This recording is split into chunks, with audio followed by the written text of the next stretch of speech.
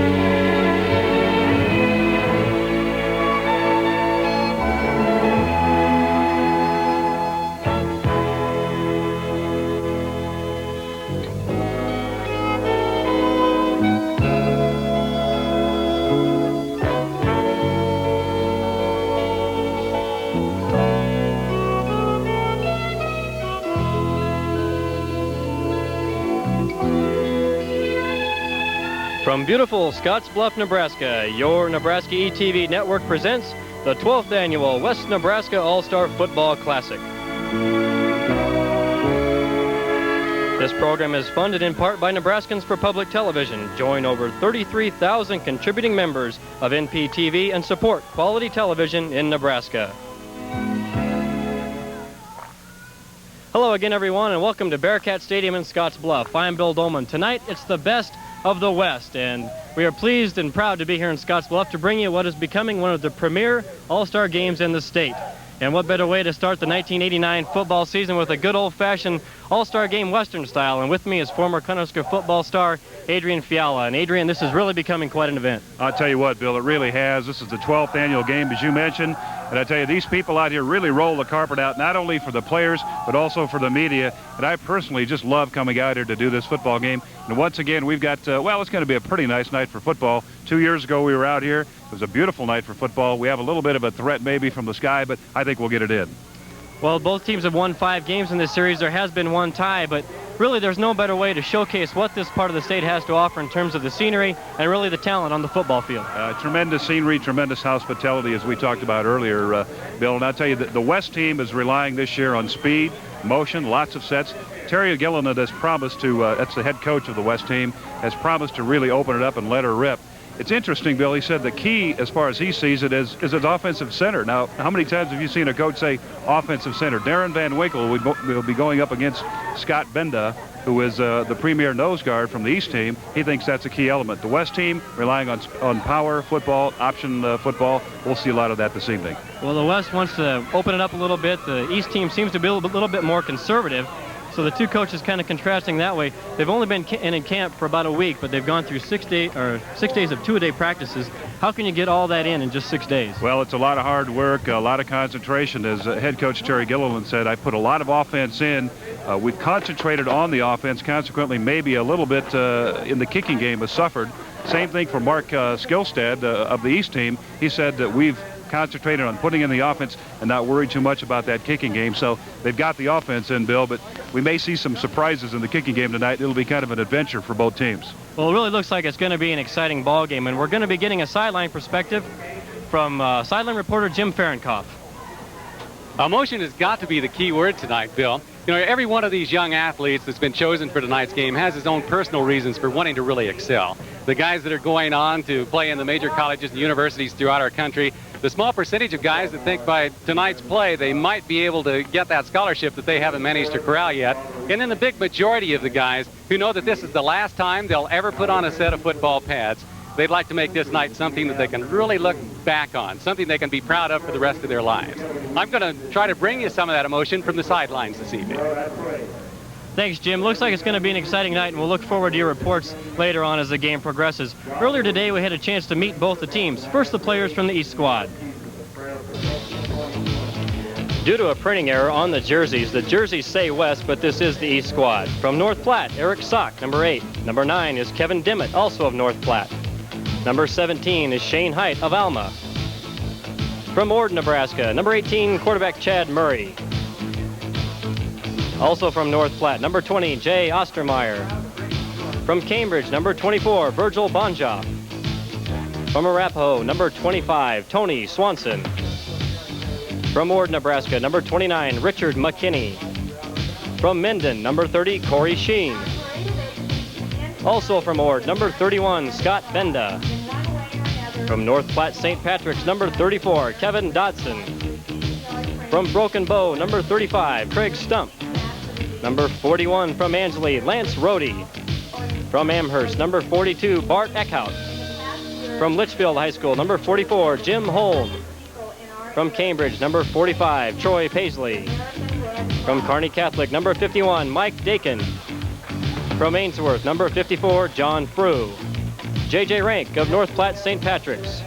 Number 61 from Cambridge, Tom Drews. Number 62, also from Cambridge, Sean Johnson. Number 63, Sean Lupkeys of Minden. From North Platte St. Patrick's, number 66, Jason Langford. Mark Mills of Ansley High School, number 71. Number 75 from North Platte St. Pat's, John Harvat. Number 76, Jeremy Miller of Ainsworth High School. Steve Edgren, number 77 from Holdridge. From Broken Bow, number 78, Carly Wells. From Hildreth, number 79, Brad First. From Ord, number 80, Jason Wentz.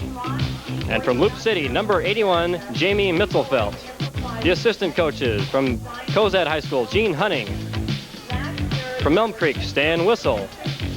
And the head coach for the East from North Platte St. Patrick's, Mark Skillstad. And now let's meet the players from the West squad. Number 7 from Scottsbluff, Jeff Palzer. From Rushville, number 8, Rick Hinn. From Shadron, number 10, Mike Coombs. From Imperial High School, number 12, Jay Bubach. From Minutair, number 14, Mark Buckhammer. From Sydney St. Patrick's, number 21, John Tedesco. From Scottsbluff, number 25, Nate Green. From Mitchell, number 27, Troy Gilliland. From Perkins County High, number 30, Kerry Lowe. From Gordon, number 32, Gary Flukinger. From Ogallala, number 36, Tim Phillipson. From Sutherland, number 38, Jason Main. From Morrill High, number 40, Sean Ryan. From Gordon, number 42, Corey Hiller. From Shadron, number 44, Dana Edwards. From Chapel, number 50, Darren Van Winkle. From Oshkosh, number 52, Chris Artisano. From Alliance High School, number 56, Roger Rohrbuck. From Imperial, number 64, Destry Wallin. From Sidney, Nebraska, number 68, Brad Nienhauser. From Mitchell, number 70, Jim Hessler. From Bayard, number 72, Mike Armstrong. From Bayard High School, number 74, Aaron Rabenberg. From Perkins County High, number 76, Mark Lagler. From Hyannis, number 78, Ted Garner. From Shadron High, number 79, Craig Wallace. From Sidney, Nebraska, number 80, Nick Vigil. From Kimball, number 81, John Stair. From Mitchell, number 82, Todd Hilliard. From Alliance High School, number 84, Jason Triddle. From Imperial High School, number 88, Kent Wine. And from Minutair, number 90, Rod Jackson. From Rushville, number 94, Mike Jaggers. The coaches for the West squad, Mark Bishop of Minutair. Scott Rasmussen of Rushville High School.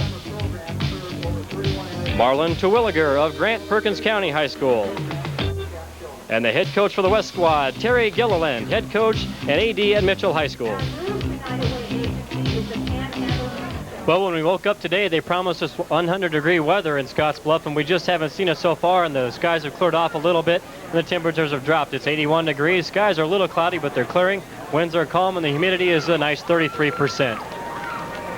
Tell you what, Bill, I'm glad that it's not that 100-degree mark either as we take a look at the teams lined up, and there is one of the officials. It's the referee, Bill Steele. The umpire this evening will be Jim Kruger, Junior Alvarez, the linesman, line judge, Steve Morris, and the back judge, Paul Edens.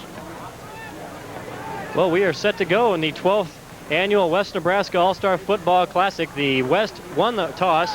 They elected to defer to the second half, and the East will do the receiving.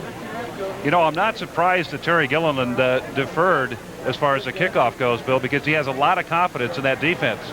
So much so that he said, if we get the ball 4th and 5 outside of our 30-yard line, we may just keep it and try to go because I have enough confidence in our defense that we can, hold them. So I'll tell you, in an all-star game, that's saying a lot about a bunch of kids put together in 8 days. Here we go. I wanted to say the West won the squad. They deferred, and we are just set to go. Kerry Lowe will do the honors of kickoff for the West. And we're underway, and the balloons are flying up. It's kind of hard to tell. East looks like they're going to start with pretty good field position around the 35-yard line. I think it was Virgil Bonjoff that fielded that, number 24. It was hard to see amongst all the balloons, all the pageantry that occurred just on that kickoff, Bill, but I do believe Virgil Bonjoff on the return. We thought we might be back at Memorial Stadium in Lincoln. There's the offensive backs and receivers. Chad Murray at quarterback, Evan Dodson, Craig Stump at the running backs. Missed the rest of offensive line. Jeremy Miller, Mills, Drews, Lipkes, and First in the line. East will run out of the veer. Murray across that 35. He'll get pickup 2, but he runs into the line to the West. Open up with that option play, the veer option immediately. Looked like Mike Jaggers came in from his left defensive end spot, and they'll be second down and call it 7. There you see the West team defense. Ardesano, Rohrbach, Armstrong, Phillipson, and Jaggers in the line. At the backs and linebackers, Ryan Gilliland, Lowe, Tedesco, Main, and Hiller. Second down and 8. Chad Murray over the center. Hands off to his fullback. Fighting for yards just around that 45. I think he's going to be short of the first down. I think that was Kevin Dotson, number 34, the fullback from North Platte. Seven players from North Platte in this game. Kerry Lowe coming up from his monster position, making the stop. And referees say he does just have enough, and they move the chains. First down and 10 for the East squad. Bill, I want to just point out here early in the game that there are some defensive rules, and we'll get into that maybe right after this play. Skillstad said before the game that he was going to run a power attack and a lot of running, and that's what he wanted to establish, and he's doing that now. Murray picks the crossbuck, gets about 4 yards across the 45, just shy of the 50. Should point out that each team has to run a 5-2 defense. There is no permitted, or actually blitzing by the linebackers is not permitted. No slanting by the defensive line. As we see the play again, the quarterback, just a reverse spin. The quarterback fakes one way, comes back the other as you try to draw that backer offside or the other direction. Crossbuck play is stopped by Mike Jaggers. Tim Phillipson, I believe, is on the way through the fullback out of that veer offense. But as I pointed out earlier, Bill, no blitzing, no slanting by the line. However, once the team gets the ball to the 10-yard line, inside that 10-yard line, anything goes. It's open season. Craig Stump on the carry for the East squad. Murray calling the starting count. Little dive off the left side into the line of the West team. Jason Main and Chris Ardesano on the stop. Well, Mark Skillstad told us yesterday that he was going to play power football, and that's all we've seen thus far. He's setting the tempo, at least as far as the East is concerned, on offense, running that veer option. Get in there and mix it up. 4th down and 2, and the West team sending a couple players deep, but Skillstad going to gamble early. They're inside West territory, about the 46. Little drama early. Boy, I don't know. Great play up front there. I think that was 30. Was that number 36? Is that Tim Phillipson? We'll have to take a look at it again. The dive was to Lance Rohde in what Skillstad calls his big back attack. He puts 2 of his bigger players in. Take a look right here, Bill, and see who made that hit if we can. Underneath there, no, it wasn't number 36. It was, who was that, 94? Mike Jaggers. Great play again by Mike Jaggers. We're going to see what the chain says right now. Officials have the tape out. Jaggers coming down from his end position. Just enough, officials say. First down and 10, so the second first down of the ball game for the East squad. They're in the blue. They're moving right to left on your screen. And Skillstad said yesterday, the number one thing we want to do is establish the run. And they've been able to do that. They've been pound away, and they get a little run every now and then. He's going after his goal so far. First down and 10.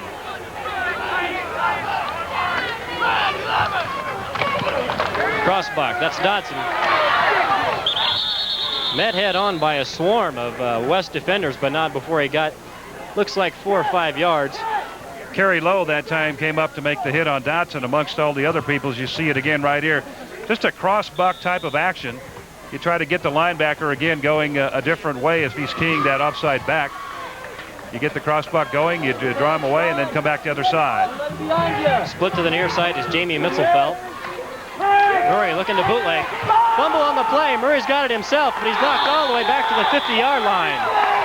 I think that was number 52 that caused that action up front, Chris Artisano. He's from Oshkosh, Nebraska, 6'1", 185-pounder. You'll see it right here. You'll see Artisano just come in there and rip that ball out right there. Good job. And then some alert work by Murray to recover and then put it away and take the loss. Troy Paisley really did a nice job of blocking, but he just got his hand in there and knocked the ball away from Murray. Third down and 15 now for the East. Motion man is Jay Ostermeyer. Dropping back to pass is Murray. He's got some room to run, but he's not going to get the first down. That'll make it 4th down. Mark Skillstad, head coach for the East, said that Chad Murray is probably one of the finest athletes that he's ever had the opportunity to coach. Saw a little bit of that ability right there and then on the play previously to pick up that bounding fumble and put it away and save field position for the East team. We're going to look at a punt right now, Bill. Shane Height back to do the duties for the East. This is an area that concerned him. Skillstad, that is.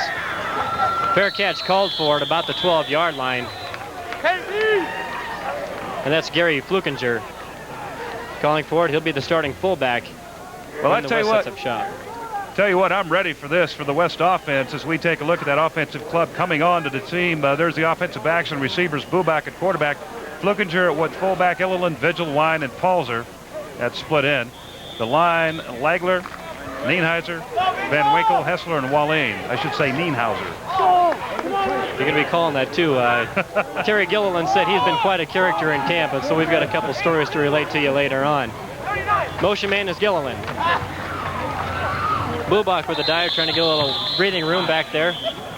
One of the things that head coach Terry Gilliland told us yesterday is that you're going to see a lot of motion and a lot of sets on the very first play. Defensive line for the East, Sock, Wells, Venda, Edgren, and J.J. Rank from North Platte St. Pat's. Defensive backs and backers, Dimmitt, Swanson, Langford, McKinney, Rohde, and Corey Sheen. Steve Edgren on the last tackle for the East squad. Jay Bubak of Imperial calling this count for the West team. Gilliland again in motion to the near side. Dropping back, quick out. Palzer slipped down. He might have had a chance to catch it, but he slipped about the 20. Well, I'll tell you what, a gentleman by the name of Eric Sock just put the sock on the receiver that time.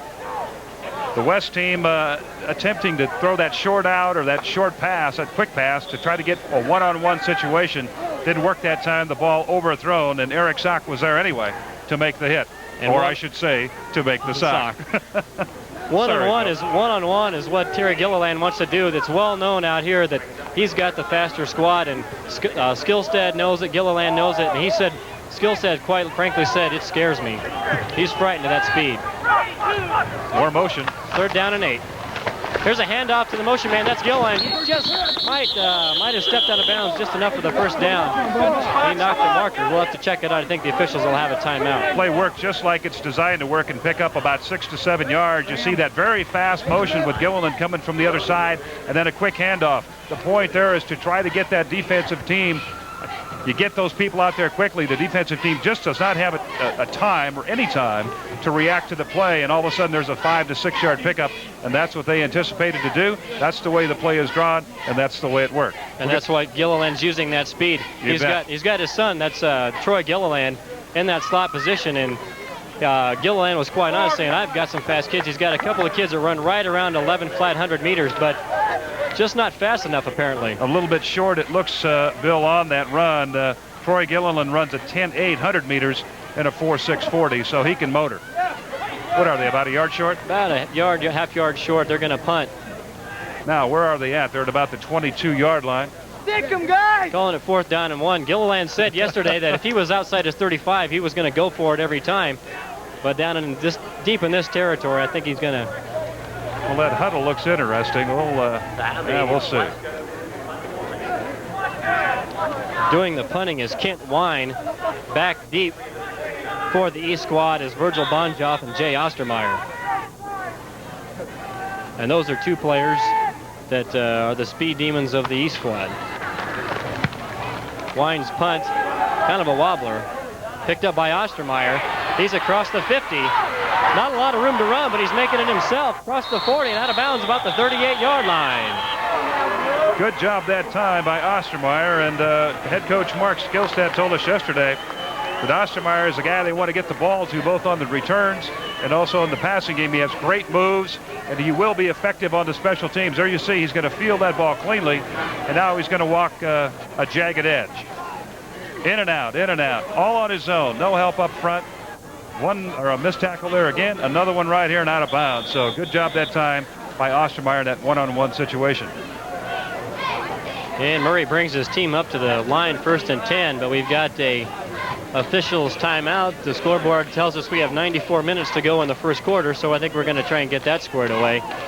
Ostermeyer on the year last year, Bill, 10 punt returns for 272 yards and 5 kickoff returns for 217 yards. So the kid knows what to do with the pig when he gets the kick. Skillstead called him a jitterbug yesterday. Tell you what, we're going to be here all night. Well, we're just getting underway. I think they like us so well, they want to put more time on the board, and we like them so well. There is the referee. It's Bill Steele. There is Terry Gilliland. We've talked about him quite a bit. Gary Bishop there in your screen also. Gilliland was a real delight in the coaches' meetings yesterday. You bet. Really helpful. Both coaches really were helpful in giving us a little orientation into their teams. I tell you what really pleased me the most about the whole situation is both coaches. The first comment they made about being here and what they were here for is they said, we're here to have fun and we're here to let the kids play, and everybody is going to play. Sure, they want to win. All these kids are competitors, and each team wants to win very badly.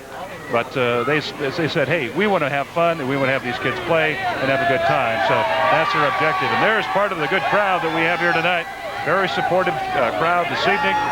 And the community, of course, extremely supportive of this whole program out here. They've done a tremendous job. They really made us feel at home. We got out here and really took us around, got us acclimated to the two teams, the two head coaches, and it was really made everything go fairly smooth here in Scottsbluff. Should point out also, Bill, this afternoon they also had, as part of the festivities and the competition this weekend, they have a volleyball match between the Lady All-Stars of the girls teams. I'm not sure how that competition came out this evening. Maybe we can find out as we draw this thing into the evening. But again, the volleyball competition and the football competition. I think there's going to be some golf competition tomorrow, too, but I'm just not sure how that's going to come out. I don't think that's going to come out very well because I think you and I are in that. So I was going to say, are there any predictions? Well, we have a break here in the action. I think we're still trying to fix that clock. It's still stuck at 94:50. And on 4th down and 1. But we got some progress there. And we're back. It'll be 1st down and 10 for the East squad when they take possession. Talking with Mark Skillstead, he said, some of our kids, in addition to enjoying this opportunity and all the things this game means, I asked him yesterday, I said, well, what are some of the unusual things that happened? He said, well, probably one of the most unusual is that a lot of my players were able to watch MTV for the first time. He said a lot of the kids that live out in the country just don't have the MTV, and here they do. And a lot of those kids were stuck to MTV, so they were real pleased about that situation. I think Jim Ferenkoff's got Terry Gilliland on the sidelines. Okay, Terry, how's it going so far? Oh, I think really pretty good. They've had good field position, and I was pleased with our defense there. We got a little confused in that 4th down thing when they went for it, but we just about stopped them. First time we got the ball, and we had an incomplete pass, and the man was wide open. Our only running play went for 9 yards. Great, Coach. Back to you, Bill. Terry Gilliland of Mitchell High School. His son, Troy, in the backfield. On offense, we'll play a little defensive back, too, for him tonight. And his son, Todd, quite an athlete also for his dad back in Mitchell. Speedster, could run, played in the Shrine Bowl at Lincoln. Excellent player. Terry's been an assistant coach in this game. He's been an assistant coach in the Shrine Bowl. He's been around high school football for 26 years, and you look on his information sheet just to see how well he's done. He's got a couple of runner-up teams, but they asked his career record, and he says, I really don't pay any attention to that. I haven't kept track. Yeah, that was a very amusing comment that he had on his bio sheet. As you mentioned, he also was defensive coordinator, Bill, at Peru State in 1980, and they were ranked 2nd in the nation, as I understand it. So he knows what to do on offense. He knows what to do on defense. And I tell you what, in talking to him yesterday and talking to Mark Skillstad, the head coach for the East team, two very, very fine individuals, and it really pleases me to see those kind of people associated with high school football as we now look at 450. And, well, we're not on the moon, folks. That is not the limb. We are in Scottsbluff, Nebraska, and we are at Bearcat Stadium, and we are live bringing you the 12th annual West Nebraska All-Star Football Game. I believe we're underway, but we also have 94 minutes to go in the first quarter. That's our delay. Well, we've always talked about the truck. Now you've seen the truck. Who's in the truck? Well, we're back to what now? Well, looks like we're going to have a hand time, Bill, with the referees on the field, and while they hopefully get the big clock repaired. The referees are going to do a little more work than they anticipated here tonight in the All-Star Game. Tonight's attendance just over 2,024 here at Bearcat Stadium, and I would imagine that there might be a couple more here show up as this game progresses. A lot of people throughout this part of the state are really, really excited about what goes on here in Scottsbluff during this week, and it's just a really enthusiastic atmosphere. This game has a lot of meaning to the people out here in the western part of Nebraska. There's a lot of support, enthusiasm, as Bill mentioned. And it's really good to see, and these kids really look forward. It's a goal of theirs to get into this ball game. Here we go. Chad Murray, the quarterback for the East, calls the count. 9-yard line. On the option, that's Banjoff along the far side, but he can't get by the defensive pursuit of the West team. I think that was Roger. Is that Roger Rohrbach out there? We'll see it again right here. He's going to option the end now. The end comes up free, but he can't make the tackle, and I'm not sure if that was Rohrbach or not. And then we'll see Dotson heading out to the outside. A good open field tackle that time by the East squad. Nate Green of Scottsbluff coming up from the defensive back position. Second down and just about, we'll call it 9, it's more like 10. Little movement there. Murray with the drop back to pass. He's got Ostermeyer, but he can't get to him. Intercepted. Looks like John Tedesco with the interception. We're going to see that again here now. Murray taking the drop. It's an option pass. It's designed to watch here. Now he's going to go down the line like an option, try to keep everybody in. Then he'll make the drop. They're covered to the left. He's looking for a secondary receiver. Nobody there. Then he forces the ball right into the coverage. Now you see 3 people there. The receiver goes down. He's looking for a flag in the background. But Tedesco, he doesn't worry about that. He's on the way upfield. So good alert play by number 21. That's John Tedesco out of Sidney, Nebraska. And he's a character. He is one of the full-fledged card-carrying characters on that West team. Single set back behind Bubak for the West. And the give is to number 32. Lance Rohde coming up to make the play. Flickinger that time on the carry. He'll play some monster back for the West team and also play fullback. Whenever you see him in there, and he's number 32, as I mentioned, it's probably going to be that fullback dive. He's just a good, strong power runner right up the middle. And again, we saw motion, as Terry Gilliland talked about. Yeah, he wanted to really mix up the defensive backfield for the East squad. And that single setback, he said, we'll run out of that quite a bit of the time instead of looking for the pass, as most teams do with this formation. Bubak in the count. Motion to the near side. Quick pass to Pulser. He's got it behind, but Rohde's out there on the coverage. And knocked out of bounds. Jim Ferenkov's got somebody on the sidelines. Well, it's just there. The tight end rolled out, and I saw the ball coming, so I just stepped up in front and picked it off. Just did what I was supposed to. Well, you guys are really hyped up over here. You really want this game, don't you? Oh, yeah. They're a little bit heavier and stronger than us, but we're ready to go. And we're a lot faster, but I think we're more pumped up. Great. Good luck to you. Thank you. John Tedesco.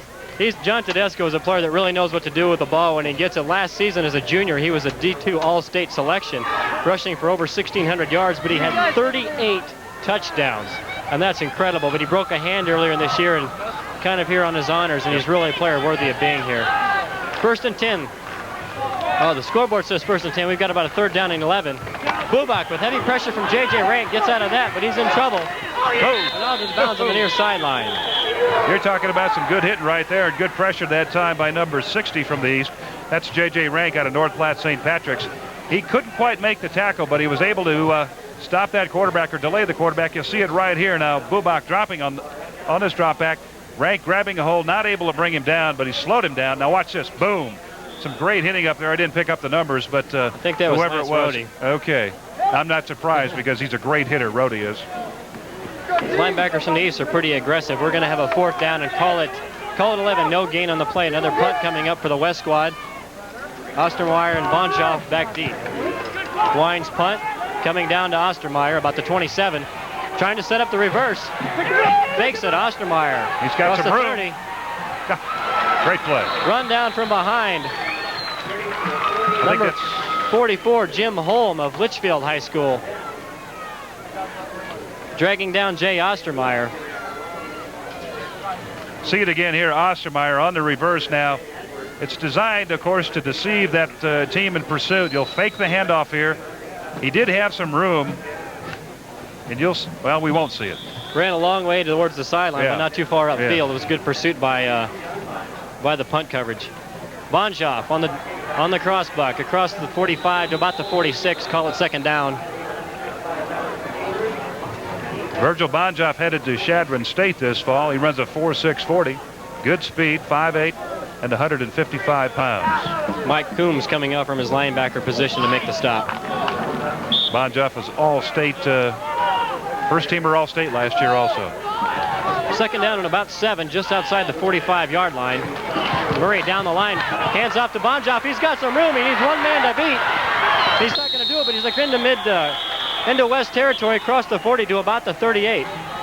Just that quick opener on the option. They're looking for the option play, the quarterback to option. See it again right here. And he reads that number 52 right there for the West. The quarterback will read. That's Chris Artesano. And then Bonjoff is off to the races. Sean Ryan, the right side cornerback, making the stop. Good piece of quick work up front there, not only by Bonjoff, but also by the line to just open up enough of a crack in that line, Bill, to get him through. Well, what have we got down here now? A little problem? The referee's whistle stops play again. Well, it looks like they've got the clock working now. It looks the clock's winding down, and the referee is indicating that there's 4 minutes, 4 seconds left in this first quarter. So maybe they're going to run it down. We're at 6:53 and counting right now. There you get a shot of it. So, a couple of minutes here. Had plenty of time to talk about set the game up.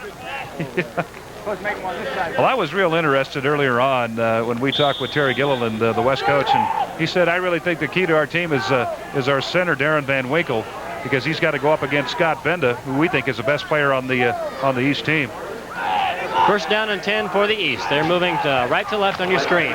Bonjoff again on the crossbuck. He's got some room to run once again. Breaking off tackles across the 25 down to the 23-yard line. Good job up front again that time, blocking on the right side by the right side of that East line. You'll see it here. Reverse spin by Murray, and now Bonjoff reads it. It almost looks like that deep curl trap, but it's not. It's simply that blast block up front. You'll see the West team run that deep curl trap. Bonjoff gained 1,300 yards. It was a C2 All-State running back at Cambridge. And he's been the workhorse so far here for the East here in the first quarter. Another dive, this time Dodson. Not a lot of room to run, trying to pick and choose his way. But it'll be no gain in 2nd down. East team, of course, as we have indicated earlier, using that strength to overpower that West squad, at least up front so far. And that's something that Terry Gilliland was afraid of, that strength might play into the ball control offense that Mark Skillstad wanted to play. And they've been doing just that. He was afraid that the East would get the ball 6 or 7 minutes a crack. And they've done pretty good with the ball control. 2nd down, call it 9. Ostermeyer in motion to the near side. Murray on the draw to Bonjoff. Across the 20 to about the 17-yard line. Roger Warbuck on the tackle. And I think Tim Phillipson had a little bit to do with it also, Bill. He's on the Doan, either Doan or Hastings College this fall. That's quite a rivalry to be choosing from between Doan and Hastings. That NIAC battle is quite a rivalry, and they're going to get a good player, whichever one gets it. 3rd down, call it 4. About the 17-yard line. Chad Murray, the quarterback. Down the line he goes. Hand off to Dodson. He's across the 10, down to the 8-yard line.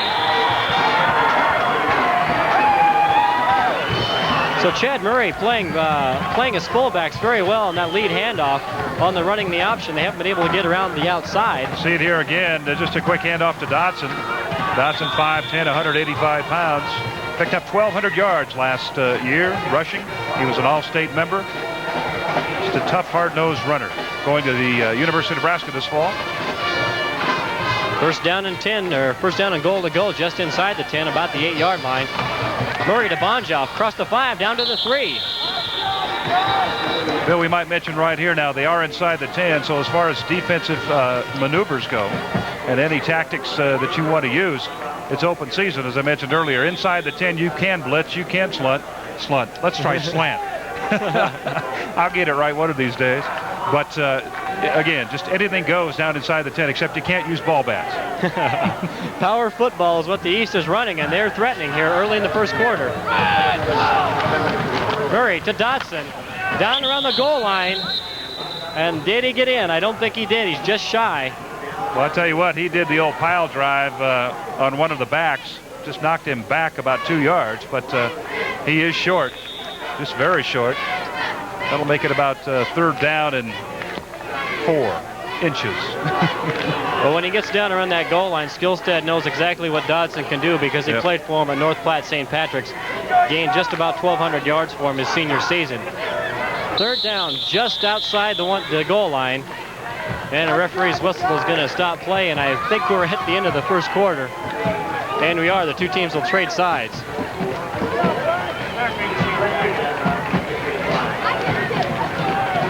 It's been all East so far on offense. That's the end of the first quarter. Our score is the East 0 and the West 0. We'll return with more of the 1989 West Nebraska All-Star Football game after this on the Nebraska ETV Network.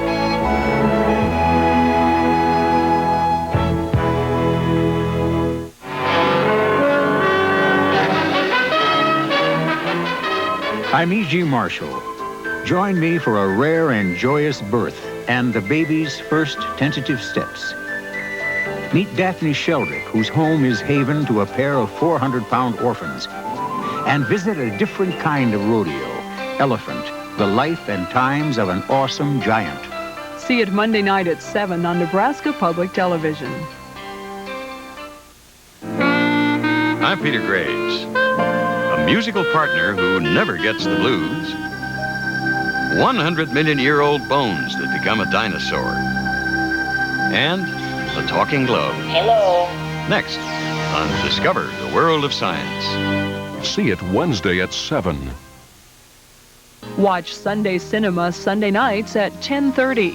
This is your Nebraska ETV network originating from the University of Nebraska, Lincoln.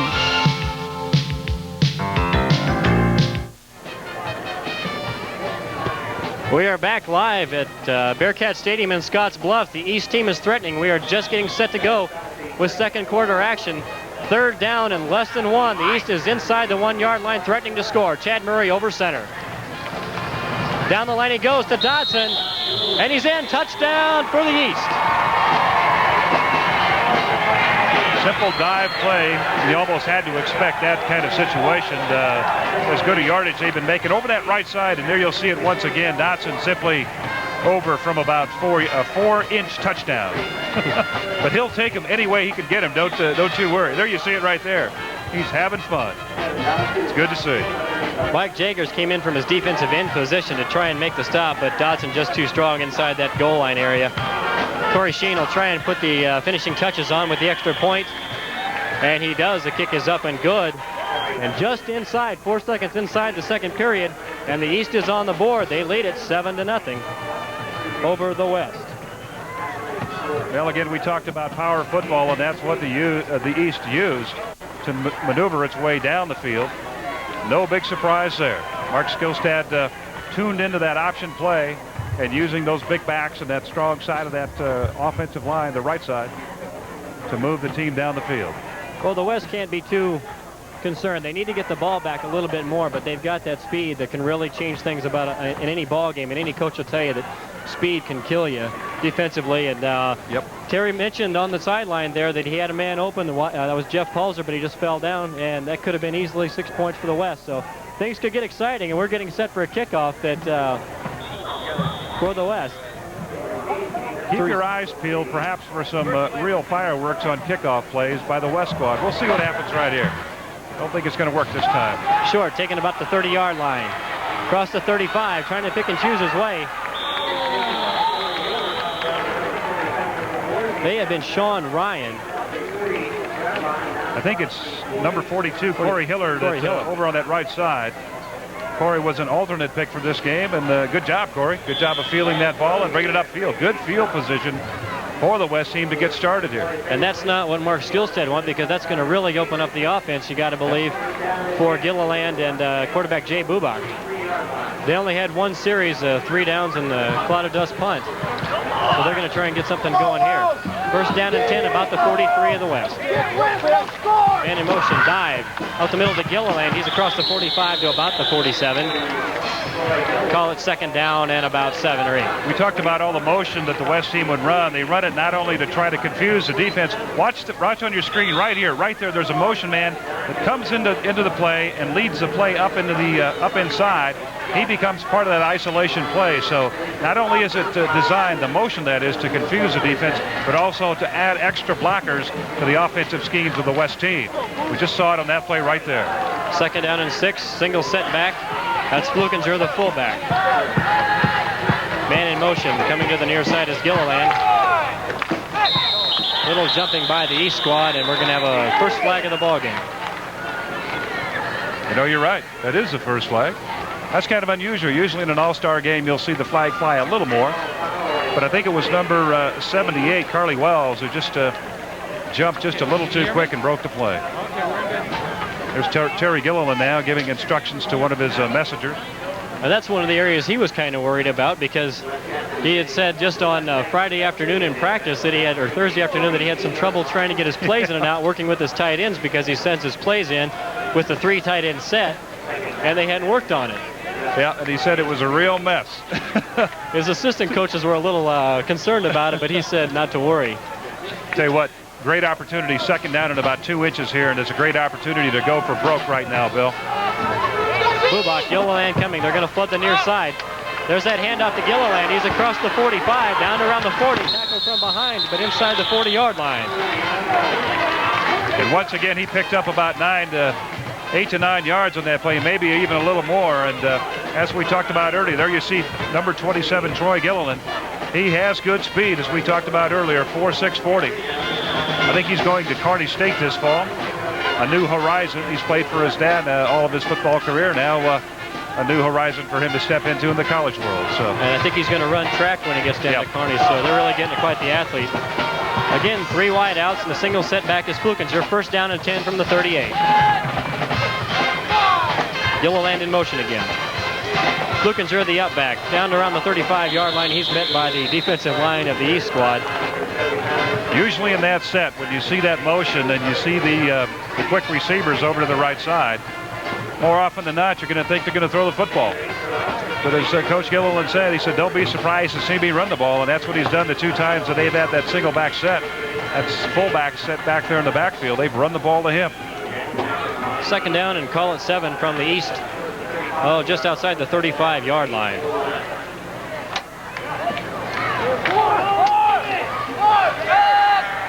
Jay Bubach. Again, Gilliland in motion to the near side, flooding with 3. Little movement, nothing called. Flukinger trying to get some room around that left side. Broke a tackle. Couldn't get by the defensive backs. Jim Fahrengoff's got a guess on the sidelines. Once again, Eric Sock in on the play. He made the initial hit. He didn't make the tackle, but he slowed the play down. Jim Fahrengoff. Run the option. It was nice to get the ball in the end zone, but things don't look real good right now. They're kind of have a drive going themselves. Well, your game plan, though, is going pretty much as you wanted it to go, right? Well, yeah, we've controlled the line of scrimmage pretty well so far, but we'd like to keep them off the board here. Well, at least you got the lead. That's more than they've got at this point. Yeah, that's true. Good luck, Mark. Thanks. Gilliland out of the eye, across down around the 25-yard line. He may have picked up that first down. And he does. Picks up about 5 or 6 yards. Down to just call it inside the 26. First down and 10 for the West. They trail 7-0. 8 minutes and 43 seconds to go here in the second period. Gilliland not only able to turn the ball to the outside, but step his way up through the inside. Good strong runner to the middle as he comes out of the game now. Take a little rest. Multiple sets is what we're going to see from the West team, and this is just their second series of downs. Out of the eye now. Flukinger, the fullback. Bubak calling the starting count. Palzer is split to the near side. And the dive is to Flukinger. He's met by Lance Rohde in the middle. Just can't quite get by the linebackers of the East squad. Lance Rohde has really been the defensive leader so far. And see it again right here. See the handoff. Now watch Rohde pop him right there. Lance Rohde. Mark Skilstead, the head coach, said he's got to play well for us to win that ball game, and so far he's played very well. Lance Rohde, a big kid. He's 6'3" and 210 pounds out of Ansley, Nebraska. Made 200 tackles last year. That's a bunch. It's a lot of bruises. Said he's a hard-hitting player, hard-hitting linebacker. A lot of bells in your head. Single setback is Flukinger. Gilliland in motion. On the handoff again. Doesn't work this time. J.J. Rank that time on the tackle. He's playing over on that left side of defensive end, and J.J. may not be very big. He's only 5'9", but he plays like he's about 6'4". He's number 60 for the East at 185 pounds, all-state Class C last year. And I tell you, his head coach says the kid just flat plays ornery, and you just saw it right there. I think he was just a little ornery in the East team camp as well, on and off the field, from what they told us in the coaches' meetings. Well, he's a good ball player. They want to have fun, and they did. And they are. 3rd down and 8, inside the 25 of the East. Gilliland in motion again. Bubak over center. Give is to Flukinger. He's across the 25 down to about the 21-yard line. That'll bring up a 4th down. Scott Benden, Lance Rohde that time in on the tackle. They're both playing defense, but they also will play offense. And when they do go in on offense, they comprise what's called the big back attack. And Mark Skilstad's pretty proud of that big back attack, and I hope we get to see it this evening. It was successful a little bit earlier when they got the first down. They went for it on 4th and 1 and just barely made it. I don't think it surprised the West squad at all, but we've got a timeout on the field.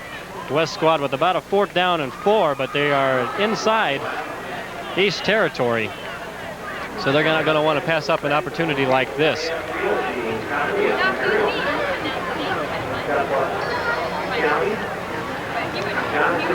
Join former Nebraska volleyball star Angie Milliken and myself this coming Thursday, August 3rd, live at 7 p.m. for the 1989 Nebraska Coaches Association All-Star Volleyball game from Lincoln East High School. The top high school graduated seniors will be competing in this annual event, and it promises to be some of the best volleyball played in the state. So join us this Thursday live at 7 p.m. for the 1989 Nebraska Coaches Association All-Star Volleyball game here on your Nebraska ETV network. I tell you what, Bill, I hope that the game this year was as good as the game last year. That was just an outstanding exhibition last year. And if you get one like that, you're going to have a great game to do, partner. Well, it's All-Star Week, you could call it, here on ETV. We got the West Nebraska All-Star game tonight, the All-Star game coming up Thursday night, and of course you're going to be there with the Shrine Bowl, working with Ray Scott on next Saturday, so it's a big week here. Looking forward to that, and it is a very active week for people like us, and also for the crew, our great crew that really does such a great job. And we're getting ready to go here. 4th down and 5. Terry Gilliland's going to send his players out there. They're going to go for it. 3-man wide. Gilliland, the lone setback. Down the line goes Bubak. Pitch out is to Gilliland. He's got no room to go. 4th down, and he's stopped. Lance Rohde once again, and J.J. Rank coming up to make the big play. Well, it was the option play with Gilliland to the outside designed. Here you'll see Bubak stepping down the line. Rank causing the pitch. Now Gilliland trying to get to the outside. And I think that's number 42 for the East, and I think that's Bart Eckhout that came up and made the hit. Not surprisingly, Bart Eckhout, 4.5 in the 40, extremely quick. And a great job by Eckhout. East takes over on downs with the split back veer offense. Ostermeyer in motion to the wide side. Give us to Dodson up the middle, breaking a couple of tackles down around the 30-yard line. Boy, Dodson just barrels up inside there, too, slipping tackles. Kevin Dodson, 5'10", 185 pounds. Picked up 1,200 yards last year, as we talked about earlier. But just a very strong runner up to the inside. He picks up a lot of yardage, all on his own. There you see head coach Terry Gilliland trying to figure out how to stop that, just that simple dive play, but you got to smash some helmets. Jamie Mitzelfeld is the split to the near side. Second down and 5. Give up the middle, goes nowhere. Oh, Ted Garner, the initial hit. He held him up and then got some help from his friends. See it right here. Ted Garner there, right in your screen. Great shot right there. He's going to make, well, he's going to help out. Number 64, actually, is the one that makes the initial hit. That's Destry Wallet. Or Walleen, I should say. Well, Murray, they must have felt they'd gone to Dodson, and so Murray thought maybe if he went down the line on the option, but it just didn't work that time. Loss of a yard, 3rd down and 6, call it. Motion man is Ostermeyer. Back to pass goes Murray. Garner gives chase. Throws the floater into an open area. Nobody at home.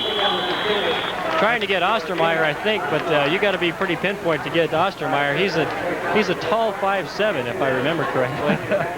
And he's trying to throw over the outreaching arms of Ted Garner, number 78. He's 6'3". They got those Ted Hendricks arms out there, the penguin arms, and it's tough to get that ball up over those outstretched arms. So here we go. I think the East team in punt formation now. Shane Height to take the deep snap. Now we're going to have a problem here. Player's trying to get off the field, and he does. Flag on the play. The punt's away. Flukinger coming up. He's going to let it bounce, and he picks it up about the 35. Not a lot of room to run. And over to make the play and make sure he doesn't go too far is Sean Lupke's of Minden. As you mentioned, Bill, there was a flag on the play, and I don't know. I thought that player got off the field in time. Perhaps somebody else lined up improperly. We'll just get the word here or get the indication from the referee. That's a feeling of helplessness when you know you're that 12th man and you're trying to get off the field like that. Yeah, Sean, you just can't run fast enough in that kind of situation. Sean Ryan, you probably asked Kansas in that Orange Bowl. Nobody tried to get off on that one, but when they lost it on the extra point. Not that serious though here. It looks like the penalty is going to be declined. The West will take the ball. Ball spotted, I believe. Well, we're going to spot it right there at about the 42-yard line. 4:51 to go. We are in the second quarter of the West Nebraska All-Star football game. The East leads it on a 1-yard touchdown run by Kevin Dodson of North Platte St. Pat's just 4 seconds into that second period. And that's where we stand. The West had only one possession in the first quarter, and they are now about to take their third possession of the ball game. Got a little ball control the last time they had the ball, but their drive stalled inside the 20. In motion is Mike Jaggers. Gives it the deep back in the eyes. Gilliland, he's up around the 45-yard line. It'll be second down. New quarterback in the ball game for the West team offense is Rick Hinn, number 8 from Rushville High School. Rick Hinn headed to Colorado State this fall. Again, from Rushville, he's moving in somewhat the same steps, if not actually the same steps as Kelly Stoffer. Kelly Stoffer, of course, the fine quarterback from Rushville, moved on to Colorado State, set all kinds of records there now in pro football. By way of the West Nebraska All-Star football game. Kelly's got a lot of records in this game. Second down and 7, and we got another penalty going to be called. I think that time again the defensive line for the East moved once again. There you see the indication by the referee. Offsides, that's going to help out the West that much more. They had a situation like that in their other drive where they got about a second down and 1 on an East penalty. And these are the kind of plays, Bill, that play right into the hands of the offensive schemes and patterns of the West squad. Again, second down and about a yard, maybe a yard and a half, and it affords you that opportunity to do some different things, to try maybe that play that you wouldn't otherwise try. Single setback is Flukinger. Rick Hinn in the calling account. Jeff Palzer in motion to the far side. And the give is to Flukinger, and he gets nowhere. May have lost a couple of feet. Not going to say yards, but a couple of feet. Good pursuit by Steve Edgren. He's knocked down right around the 50-yard line. That'll make it third down and 1. That's a kind of a surprising call. Yeah, it really is. I'm real surprised to see that. Again, you got a second down and about a yard, and that's maybe the time to air it out or try something real unique.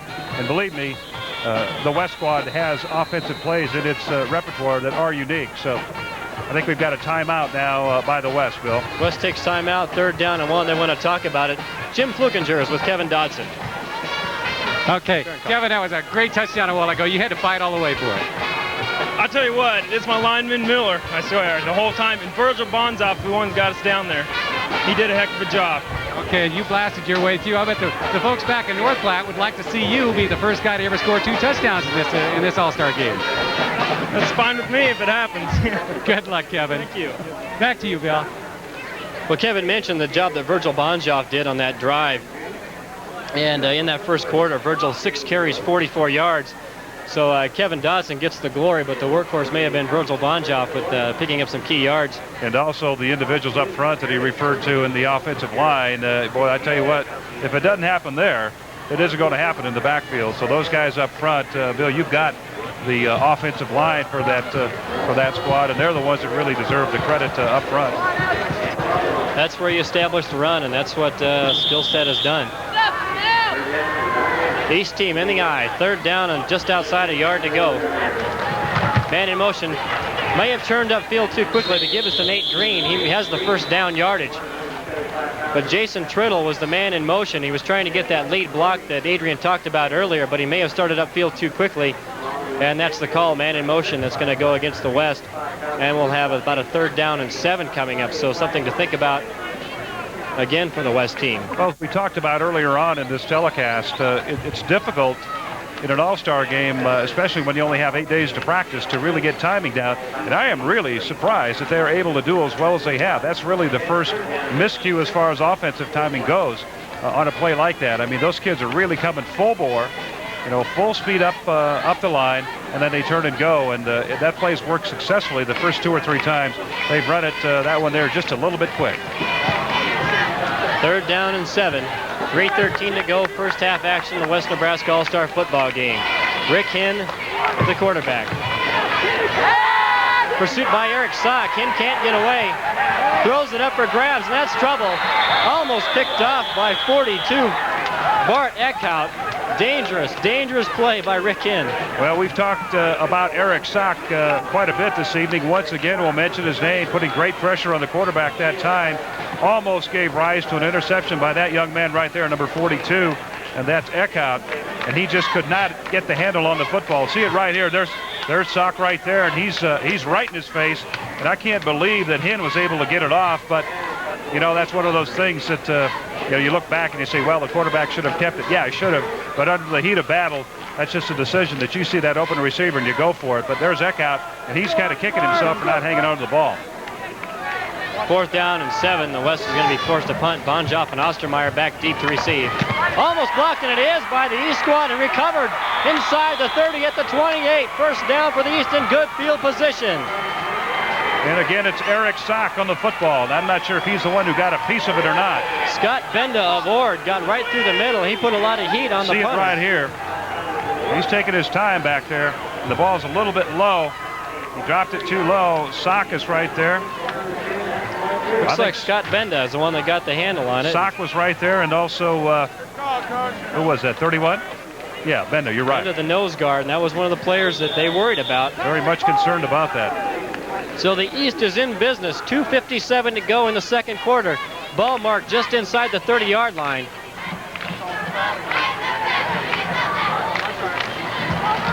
Kevin Dimmitt, the new quarterback, calling the count. He gives on the dive to Bonjoff, and he'll gain a couple of yards, and that'll make it 2nd down and 8. Down to Jim on the field. Bill, that was just a tremendous block. Thanks. We had a wall set up left. We're usually supposed to hang and set up the wall, but I just decided to go for the block. You guys are fired up over here now. Oh, yeah, we're ready to go. That's a big momentum swinger. Great. Good luck to you, Eric. Thanks a lot. Back to the booth. Well, the East leads 7-0, and they are really threatening here late in the first half. Clock is running, 2:17, 2:16 to go. Kevin Dimmitt, the quarterback for the East squad. In motion is Ostermeyer to the near side.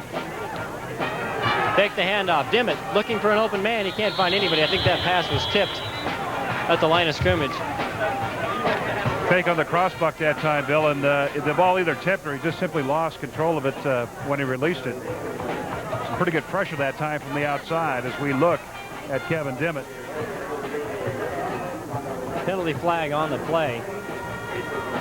And the official is talking it over, and we're going to have a motion penalty, procedure penalty against the East. That's declined. That'll make it 3rd down and 8 to go. Ball marked at about the 28-yard line. East team huddled back quite a ways away from the ball. I think they were anticipating the penalty yardage being marked off. They were huddled up at about the 45 or 50, and the ball's 20 yards away. So I think they might have had a delay problem. Well, they wanted to get a good run at it, Bill. We talked about momentum, and Sock is right. You talk about swings in action or swings in momentum in games, all kinds of games. And that's the kind of play that can really get a team fired up. A block punt. Wayne Malin, the University of Nebraska years ago, played middle guard, and he was real good at blocking the punts. He was able to pump up that defense, and in fact the offense, they get pumped up by those kind of plays also. Unfortunately, Wayne, I played with Wayne in the 60s, and what a great football player, All-American middle guard. And unfortunately, an untimely death a few years ago, flying an airplane, what he loved to do. So he was a heck of a guy. Good ball player, too. You bet. We've got a lot of good ball players on the field here with us today.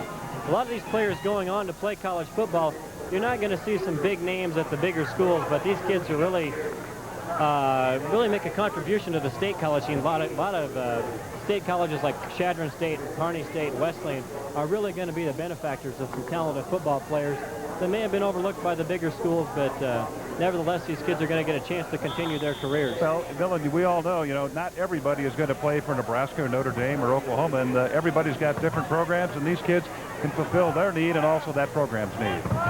3rd down and 8. In the veer, Dimmitt gives off to Banjoff. No, he doesn't. Fake. And he's not going to have time to get it off. And he's sacked back by Jaggers. I think Tim Phillipson. Yeah, Mike Jaggers and Phillipson on the pressure. Penalty flag on the play. Actually, Phillipson, I believe, the first one. We'll see it right here again. I think Phillipson to come in. No, actually, Jaggers to first come in and put the pressure on. And I tell you what, there was a problem right there with the block. That was a clip. You saw it right in front of you. A clip on that play, on the pass protection. Jeremy Miller guilty of the clip. Kevin Dimmitt doing a good job of faking on the play. Got to give him credit where credit's due. East will be back to punt. We're inside 2 minutes. Let it go. So the West now looking for some good field position. The ball bounces at the 5, and it might roll into the end zone, and it does. Ball will be brought out to the 20-yard line, and that's where the West will take over. Well, West team that time defensively able to hold up well and cause the East to punt. They were in good field position, just ready maybe to take the ball in and score. But the West defense able to hold up and cause the punt. Now, again, as Bill just mentioned, with 1:45, they've got the length of the field to drive right now. They're the ball spotted at the West 20. The West really got to be breathing a sigh of relief. They got away with the block punt that was by Sock and Benda. And the East really had a chance to threaten, but a couple of costly mistakes, and the East is going to find themselves with a chance, maybe with their speed, with their explosive offense that Gilliland says he hopes that they have. Maybe they could tie this up before the half. We'll find out. We've got 1:45 to go. Chad Murray, the quarterback, looking to pass, knocked down by Benda, and almost picked off by Benda. Talked about Benda earlier on and what a good defensive football player is. Watch him come up the middle right here. And that's, I believe, Rick Hinn on the throw. And Benda got that left hand on the football, knocked it down. That receiver open on the short out pass. You see a short drop like that, usually going to be a short out route. And Benda able to come up from that backer spot and knock it down. You're right. Rick Hinn calling the signals for the West squad. I'd like to blame that maybe on that jersey mix-up that we'll talk about a little bit later. It's a case of where East is West and West is East, right, folks, and when we will explain that a little bit later on. Holding penalty called against the West squad, moving the ball back to the 10-yard line. It'll be first down again, but a lot of yardage to go to get there. Wide to the near side comes Palzer. Nate Green and Gary Flukinger in the eye. Motion man is Vigil. Ken dropping back to pass. He's pressured by Sock. Lets one fly. Pulser's out there. And so are two defenders, and it's intercepted. Jason Langford out there on the coverage. Jason Langford getting a good drop. Jason out of North Platte St. Pat's. He'll be headed to Chadron State this fall. We're going to see it again. It is the old airmail special right here. And there's Sock once again putting pressure on. He really had a lot to do with this pass interception right there. And that's again Langford, 5'10", 160 pounds, playing a mean defensive back this evening. Pulser had a step, but the ball floated on him a little bit, and that enabled Langford to get back. First down and 10. We're just outside a minute to go. Minute 8 for the East squad. They'll try and get something going. Give us to Banjoff. He's across the 40 to about the 35, 36-yard line. Tackle made by Kerry Lowe from his monster back position. 51 seconds now to play. The East, I believe, still has a couple of timeouts to work with. Ball sitting outside the 36-yard line. Second down and 5. Dodson and Banjoff in the veer. Ostermeyer in motion. Dimmitt rolls left. He's looking for Mitzelfeld. His pass goes out of bounds over his head. Good coverage that time over there by number 40, Sean Ryan. He was poised to make a break on the ball, but he saw that the ball was overthrown, so he was trying to lay back and maybe get a hand on it, Bill. He was taking a little bit deeper drop, but Sean Ryan, number 40, 6 foot, 170 pounds, out of Henry, Nebraska, played at Morrill High. Third down and 5 now. 26 seconds remaining in the first half. East leads by 7. They're going to try and get something on the board before the half runs out. Out of the shotgun now with Dimmitt. 4 receivers in the set. Got a man open as Banjoff, and the ball goes right through his hands. Couldn't come up with it. That would have put the East down in field goal range. They've got a pretty good kicker on their sideline. See Dimmitt here out of the shotgun, as you mentioned. He steps up. Pretty good toss, maybe a little bit high, but a catchable ball, and Banjoff just not able to get the handle. Unfortunate turn for the East team because they're down there in scoring position. If nothing else, a three-pointer. What do we got, Bill? About 21 seconds left here in the first half. 4th down and 5, and they're going to line up in the shotgun again. 4 receivers, Mitzelfeld and Ostermeyer on the near side. Dropping back is Dimmitt. He lets fly with one, looking for Mitzelfeld. And just too much on the throw, and it goes over his head. And the West will take over on downs, trailing by 7 with 15 seconds to go in the half. You saw number 81, Jamie Mitzelfeld, on that fly pattern. The ball, of course, overthrown. He may have been crossed up. They had Ostermeyer also in the area, and he may have seen the ball. They definitely had. They had both receivers in that same area, and unless it's, well, sometimes, you know, that Hail Mary play, Bill, you'll go for that sort of thing. You get people down in that cluster and just hope that somebody comes up with a football. 15 seconds to go. First down and 10 West. Call it the 36-yard line. Rick Hinn calls the starting count. Vigil in motion. Hinn's going to try and put it up again, looking for Pulser. And he's intercepted again, this time by Bart Eckhout. Across the 45 to the 43-yard line. Rick Hinn with 2 interceptions now, and Bart Eckhout coming up with it. I'll tell you what, Eckhout's saying to himself, you throw it in my area one more time, I'm going to get it. And he did that time. He couldn't quite hold the handle last time. We'll see it again right here. Eckhout pulls up, screens the receiver out. That's Pulser, and then he's able to find the handle this time and then make a pretty good return. He's run down from behind right there. That's number 80 for the West, Nick Vigil. He ran him down. So once again, the East, with 5 seconds left in this first half, has a shot. And a timeout on the field called by the East. So they're not done doing business here in the first half. They're going to try and get something on the board. So now you might want to look for that Hail Mary you just alluded to. Get out the rosaries, folks. Well, the East is right there on your screen, and they're cooking up a play right now. Mark Skillstad in the middle of that blue mass of humanity. He told us yesterday that he was, they were going to play the hard-nosed run football, and they had little time to put in any trick plays. I don't believe him, but that's a coach talking. What they're doing right now is they're drawing one in the grass, just like we used to do when we were kids. That's the trick play. So about ready to saddle this thing up and run one out here. They've got a lot of green to cover before they get to the end zone, and they're almost going to have to go the length. I don't think they'll have time to set up for a field goal, but in the shotgun is Kevin Dimmitt. We saw he had an arm on his last attempt. It fell short. There's the snap. Little pressure, steps up in the pocket. Dimmitt, let's go with one. And it's going to be intercepted and dropped by Gilliland, but that's going to do it for the half. They gave it a shot. Came up a little bit short, but they are on the long end right now of the scoreboard. The East leads 7-0, and it's been a pretty good battle so far. Well, Bill, it has been a good battle as we look at the score, and it's been a matter of the East power and the West defense, and I think we've got some activity down on the field. Jim Fahrenkopf on the field. With East coach Mark Skillstead, and Mark, you've got to be real happy about right now. Well, we're happy that we have a lead. We're a little disappointed that we didn't take advantage of that block punt. That may have given the West side a little bit of momentum, and we would have liked to get at least 3 points out of that. We haven't thrown the ball very well. I don't think we've had a completion, so that concerns me a little bit. But we did the main thing that we wanted to do that half. We wanted to try to control line of scrimmage and rush the ball effectively, and we got that done. So we'll see if we can't work on some other things at halftime.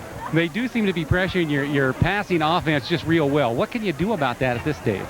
Well, there were some people open, and we weren't far from completing a couple passes. So, we'll see if we can't throw the ball a little better and get some yards on some of those plays. Boy, you've just had some excellent plays, and these guys are fired up. Well, our running backs have ran the ball pretty well, and the line's blocked for them, and they're playing pretty hard. So we can look just for more of the same, only hopefully you want it to be a little better, I suppose. Oh, yeah. Always. Okay, Mark, good luck to you. Thank you. Back to the booth, Bill. Well, the East leads it here, 7-0. We are at halftime at the 1989 West Nebraska All-Star Football game. Our score, East 7, West 0. We'll return with our halftime activities after this on the Nebraska ETV Network.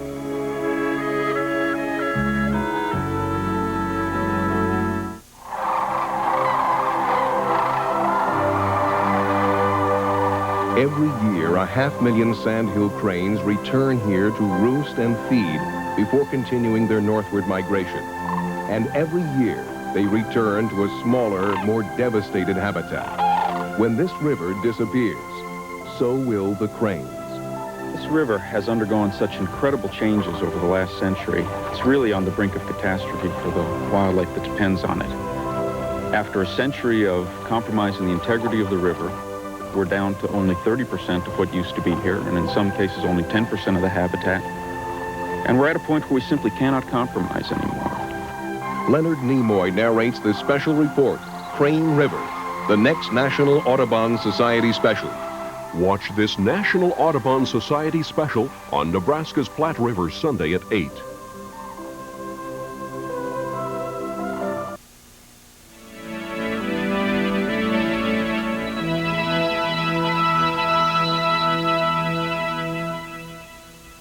All-Star Volleyball.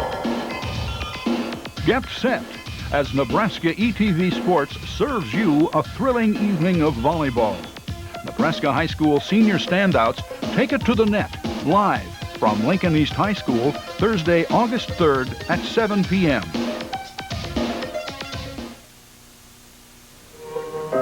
A portrait of the Groton School. Smithsonian World takes a look at how one private school struggles with the American dream of equal opportunity. On the next Smithsonian World Special. See it Friday night at 9.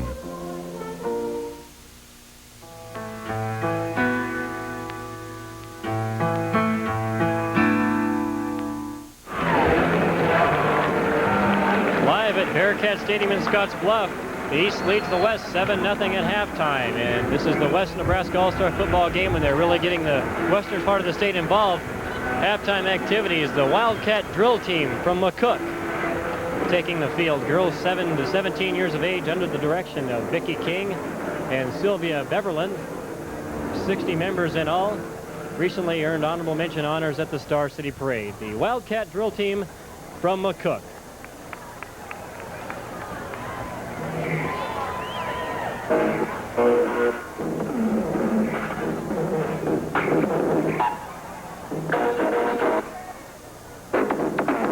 Well, we've talked about a community effort and an effort by all the people out here in western Nebraska, and this Wildcat drill team, Bill, also from McCook, the western part of the state, of course, and they're doing a fine job and lending their support to the activities here tonight. Doing some traveling. Have been in Lincoln and now have been in Scottsbluff. I think we're waiting for a little music here.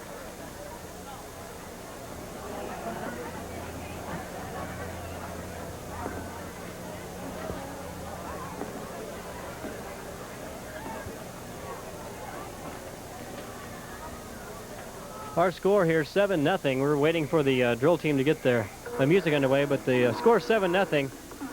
East leading the West, and it's really been a pretty good, pretty exciting first half. East has done primarily what they wanted to do. Wanted to establish the run. And they've done just that. The West really hasn't had much chance on offense. But we saw some things where they could open it up here in the second half, and we'll look forward to that from Coach Gilliland and his group. Well, they'll be receiving the ball at the start of the second half, and as we talked about earlier, there are a couple of plays that Coach Gilliland has designed that, as he said, we'll let her rip. So we'll see if that happens or not. He asked us if we wanted him to run the plays, and we said, hey, let's go for it. And so I hope that we'll get to see that.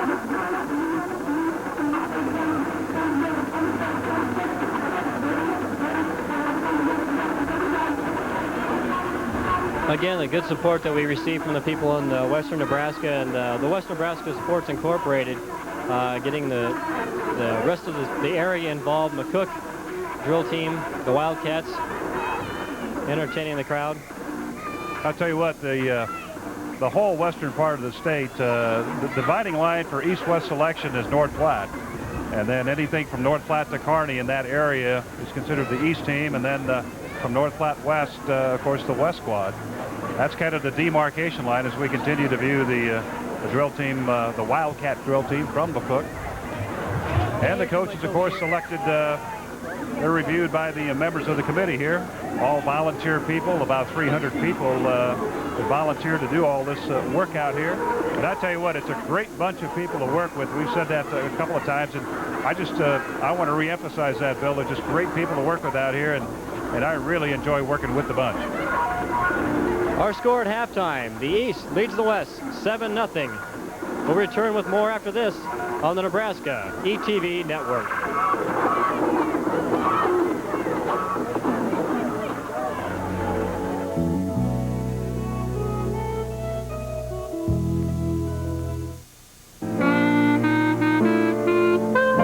Playing music's more fun when you're not playing alone.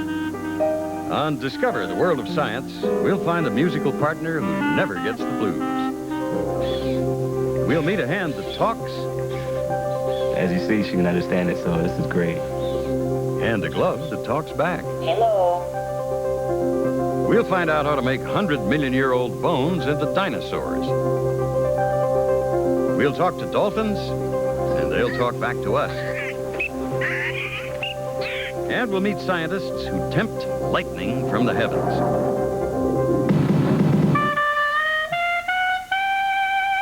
I'm Peter Graves. Join me next time on Discover the World of Science. See it Wednesday at 7.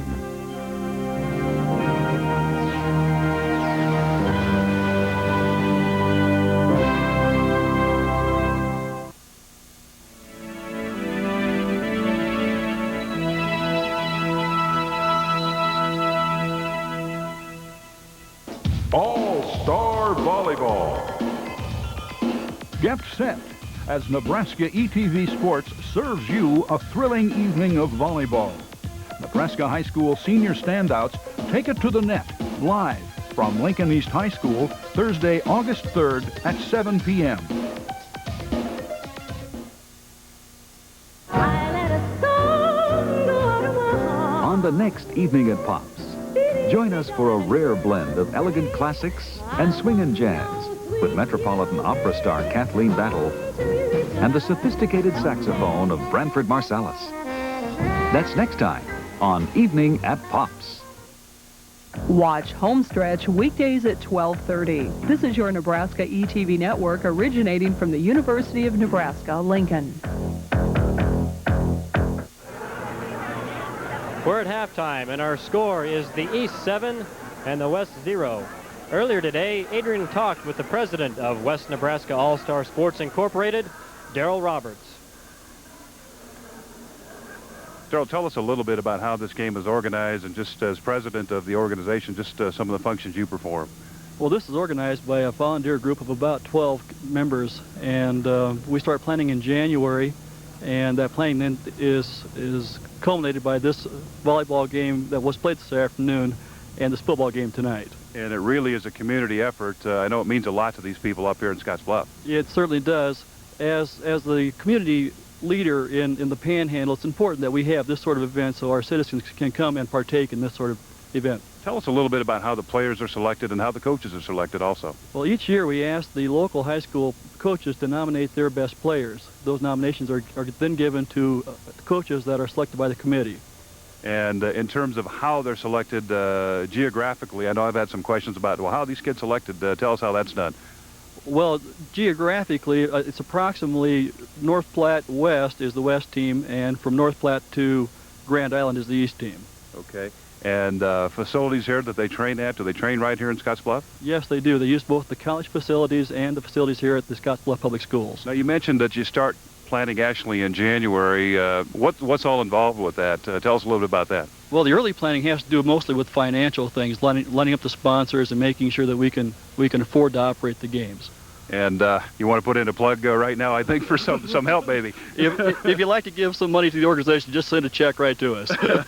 You know, in talking with some of the people out here, and by the way, I want to say our treatment out here is absolutely incredible, Daryl, and I really appreciate it. On behalf of the crew, we really appreciate the support that you give us. But tell us about what this really means to Western Nebraska. Well, it allows our young athletes to have a showcase for their talents. It's very difficult for them to go to Lincoln to participate in the Shrine Game, and so we like to have this here for them. Okay, and then in terms of these kids moving on to play like in college football and that sort of thing, is there any help that goes along with that sort of thing in terms of helping the kids move on? Oh, there's some help, but most of the students who are going to go play college football are already going, and they know what they're going to do. Okay, now, and you mentioned the volleyball game that was played earlier this afternoon. That's kind of a new thing, not really new, but it's only been around a couple of years as I understand it. Right, this is the 12th annual All-Star football game. Volleyball, I think, is the 5th annual. Okay, selection process for like your successor, what happens there? Do you have like a standing committee that operates in that fashion? Yes, we do. Gary Hartman, who is with the Scottsbluff Public School, is our president-elect, and he'll serve as president then next year. That's Daryl Roberts, president of this Nebraska Western All-Star football game. And Daryl, once again, thank you for being with us. We really appreciate it, and good luck in future endeavors. Thank you very much. It's halftime here at the 1989 West Nebraska All-Star football game in Scottsbluff. Our score, the East 7, the West 0. We'll return with more after this on the Nebraska ETV Network.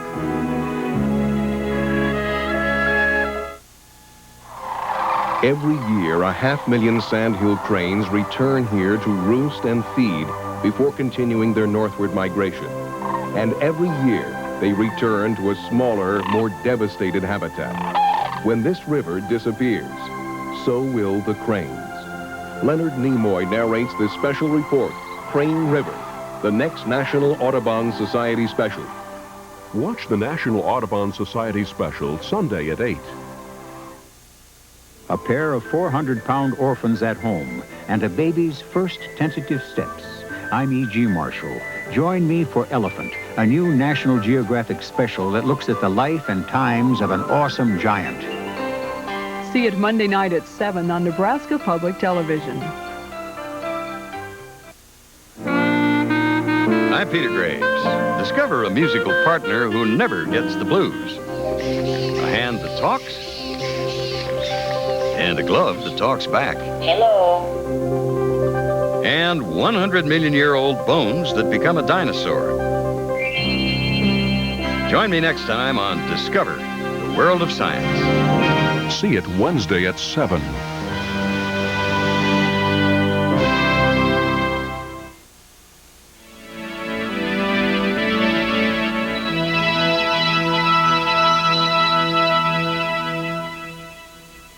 All-Star Volleyball. Get set as Nebraska ETV Sports serves you a thrilling evening of volleyball. Nebraska High School senior standouts take it to the net live from Lincoln East High School Thursday, August 3rd at 7 p.m.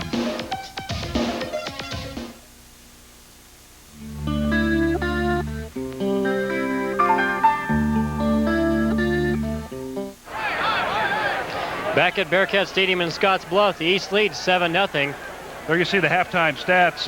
The East far outdistancing the West as far as rushing. No yards passing, -5 for the West. Total yards 96 for the East and 37.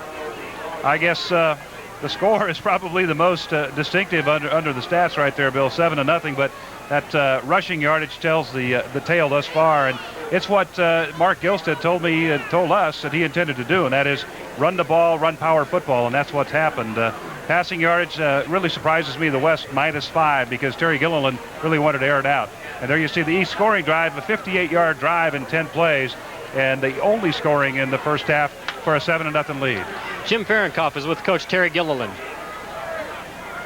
Terry, how do you feel at this point? Oh, I feel pretty good. We know right now we can play with these people. It's been a game of field position the whole first half. We've had the ball almost every time, I think, inside our 50. And we've given up 7 points. We've seen some things that we can do offensively. If we can pass block, we'll be okay. You know, we feel pretty good about it. What'd you tell them to do different here in the second half? Not really anything. Just it's a game of field position. If we get field position like they did, the second half would be okay. Just try to get some confidence in them that we could play with them out here. Good luck, Terry. Okay, thanks. Bill Dolman and Adrian Fiala with you live from Bearcat Stadium in Scottsbluff. We are getting set for second half action, the 1989 West Nebraska All-Star football game. East leads West 7-0. And as we talked about earlier in this telecast, the West on the kickoff has some surprises. It's just a matter of whether or not we're going to see those surprises, and whether or not Terry Gilliland, who wanted to really open it up and let her rip as we discussed, is going to do it right here. So we'll see. Keep your eyes peeled. Corey Sheen will do the kicking for the East. Pulser, Flukinger are back deep for the West. Ball taken about the 10-yard line. Across the 30, down to about the 36. May have been Tim Phillipson. The West will set up shop, first down and 10. Nate Green, 25, with the return. Sean Johnson crawled out from under that pile, too. Suspect he had a little bit to do with that tackle.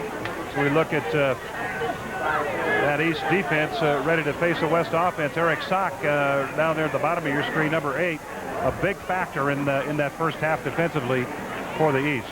Jay Bubak, the quarterback for the West squad, in the eye. Flukinger and Gilliland. In motion is Triddle.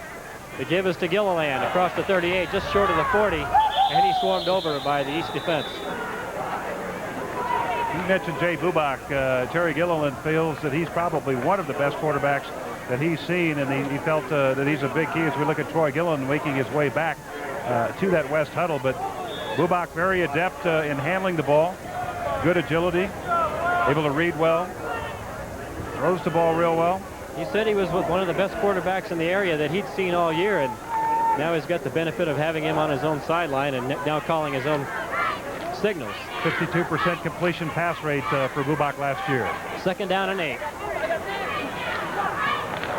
Motion to the near side. The give is to Flukinger, and he stopped short of the 40. Benda in on the stop. Again, Scott Benda playing that nose guard position. Just an excellent football player at that position. Relies on that quickness to make the plays, and you'll see it from the end zone camera here. Now watch Benda right in the middle, and he just simply beats the offensive center to the play, and that's one thing that Gilliland was talking about earlier. There you see him. Really quick. You mentioned on the kickoff Sean Johnson. He was the C2 Defensive Player of the Year at nose guard, and he's on the east sidelines, but frankly, Scott Benda beat him out for the first team nose jar. Quick pass into the flat. Picked up by Nate Green. Little gain, though. That's Kevin Dimmitt. Unfortunately, Nate Green lost his footing out there before the ball, when the ball was on the way. He had to recover. Really not on balance and able to make a good, clean play out of it. And that's going to bring up the punting unit. Jason Langford coming up from the cornerback position. 4th down and call it 7. 9:39 to go. We're just starting action in the 3rd period. The East leads the West 7-0. Back deep for the East squad around the 22-yard line is Virgil Bonjoff and Jay Ostermeyer. East has already blocked one. He gets this one away. Short kick. That's one where the receiving team just wants to get it away and just let it bounce, and we'll take the ball where we can get it. They're going to have good field position. Well, that time Wine didn't really get all of the football. The ball coming off the side of his foot. And that kick there, Bill, of about 20 yards, maybe 22 yards. East will set up shop at the 41. 1st down and 10. Chad Murray, the quarterback. Well, they're running that stacked defense now. Now they moved out of it right there. Betzelfeld in motion. The give is to Craig Stump. He's across the 45 to about the 47. Tackled by Mike Jaggers for the West team. Craig Stump headed to Benedictine College this fall out of Broken Bow. Honorable mention All-State. 2nd down and a long 5. Call it for the East squad. Still coming out, running the ball, doing what they did best in the first half, not wanting to change too much in their game plan. They lead by 7. Ostermeyer in motion to the near side. Murray following Bonjoff. May have kept it himself, ran into the line. It's going to be a short gain, if any. Bit of a miscue that time, I would say, there, Bill, by Murray and Bonjoff. A little mishandling on the play. Skillstead said that one of the keys for his team tonight was going to be to get around the defensive ends of the West team, and he's got most of his yards going up the middle. So, well, and that time there, that defensive end really played it well. He was able to stack up the middle, and that really caused the problem on the handoff. Give up the middle to Benda, and the big back attack. He's bowling his way across the 45 down to the 43-yard line of the West team.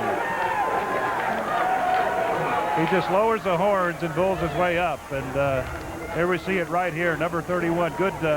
Well, number 71 was pulling to make the trap block. Didn't quite get that job done. That's Mark Mills, and Benda just tucked it up inside and kept pulling his way. I tell you what, the kid just goes and goes and goes. Power piston legs.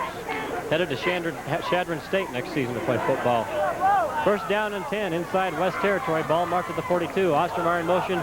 Murray calls the count. Down the line he goes. He's got Bonjoff on the option. Keeps it himself across the 40. Good job that time by number 81 to come up and make the tackle. That's John Stair. See it right here on the option play. Now watch Stair come in from the right side here. That's just a good play. That's a good tackle. A shoe top tackle. The only opportunity he had to make that play, and he made it. John Stair going to Western Nebraska Community College this fall. He's going to study music, and he's got a music scholarship, Bill. So, again, shows you the diversification that these kids have. Illegal procedure penalty is called against the West. Or check that against the East. That'll make it 1st down and 15. Ball spotted about the 47-yard line. 48-yard line. Still in West Territory. 7:33 to go, 3rd quarter. Bonjoff and Stump, the veerbacks. Bitzelfeld in motion. The give is to Stump. He's across the 45 and down to the 43. Pick up a 5. Again, good trap block up front on that trap play. Stump able to pick up excellent yardage up the middle. Tim Phillipson with the tackle for the West team. 2nd down and 11, just short of the sticks. And you got to figure that this is a passing down, but neither team has had much success throwing the football, so maybe the East will just stick with the grind it out and see what we can get. Stump in motion. Pitch back to Bonjoff. He's got a blocker out front, but that speed of the West team knocks him down. And another penalty flag down. Knocked him short of the line of scrimmage. Maybe a loss of 3, but we'll check the flag. I think that was Kerry Lowe that came up from his monster position to make the tackle. Just knifing up there. You'll see it right here. There's the pitch for Murray. Now watch number 30 come into your screen. Coming in behind the blocker. Actually in front of number 76, making the block from the East, Jeremy Miller. And a good open field tackle by Kerry Lowe. Kerry from Grant, Nebraska, Class C2 All-State last year, and the leading tackler for his club last year, averaging 9 tackles a game. And I guess you can see why, Bill. Penalty again going to go against the West squad, so they've been moving backwards here steadily since they've taken possession over. It's kind of interesting that we've seen the East obtain good field possession to start drives, but the West team defense, Bill, has just really come up and answered. I guess the key there is now the West team offense needs to do its part in the ballgame. 2nd down and 21. Ball back in East territory. Murray with the fake to stump. Pitch to Banjoff. Across the 50. Didn't quite have the blocking he needed. John Tedesco on the open field tackle. I want to tell you what, Tedesco did a great job because he was really blocked out there in the open field. I don't know if we'll be able to get a good shot of it or not. There's a good pressure up inside there by Kerry Lowe. Now Banjoff off to the races, and then you see Tedesco fighting off the block right there, and then coming in and make the tackle. That's good play. I want to tell you, that is excellent play by John Tedesco. And we talked about his running back stats at St. Pat's, but he's doing a good job defensively. He's got a pass interception in the first quarter. Ostermeyer in motion. Murray dropping back to pass on 3rd down. Long pass down to Ostermeyer, but over his head. Had him open, but we've got a penalty flag on the play. It happened over in that left flat, the short flat. One of the West players signaling the penalty is on the East. Might be offensive interference by the East player. Legal receiver downfield, I think, is going to be the call. We got 5:49 to go. We are in the third quarter. The East leads the West 7-0. And the West defense has been doing a pretty good job using that speed to cover the backs coming out of the backfield for the West, of the East. But the East really doing a number on themselves in terms of penalty. This one's going to be declined. That'll set up 4th down.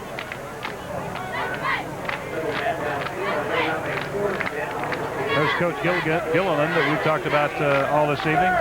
Coach Bishop right next to him.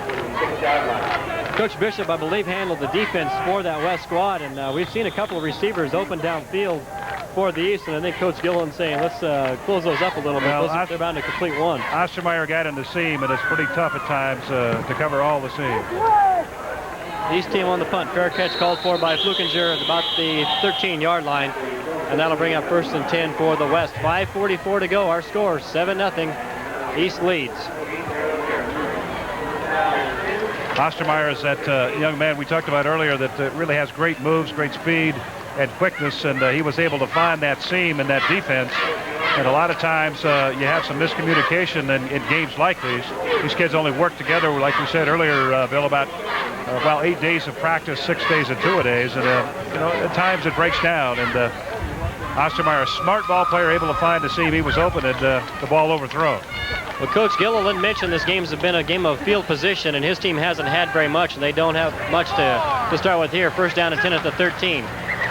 Buback up the middle to Flukinger, the fullback, the workhorse, gets across the 20 to about the 22, and just short of the 1st down, make it about 2nd down and 1, 2nd down and 2.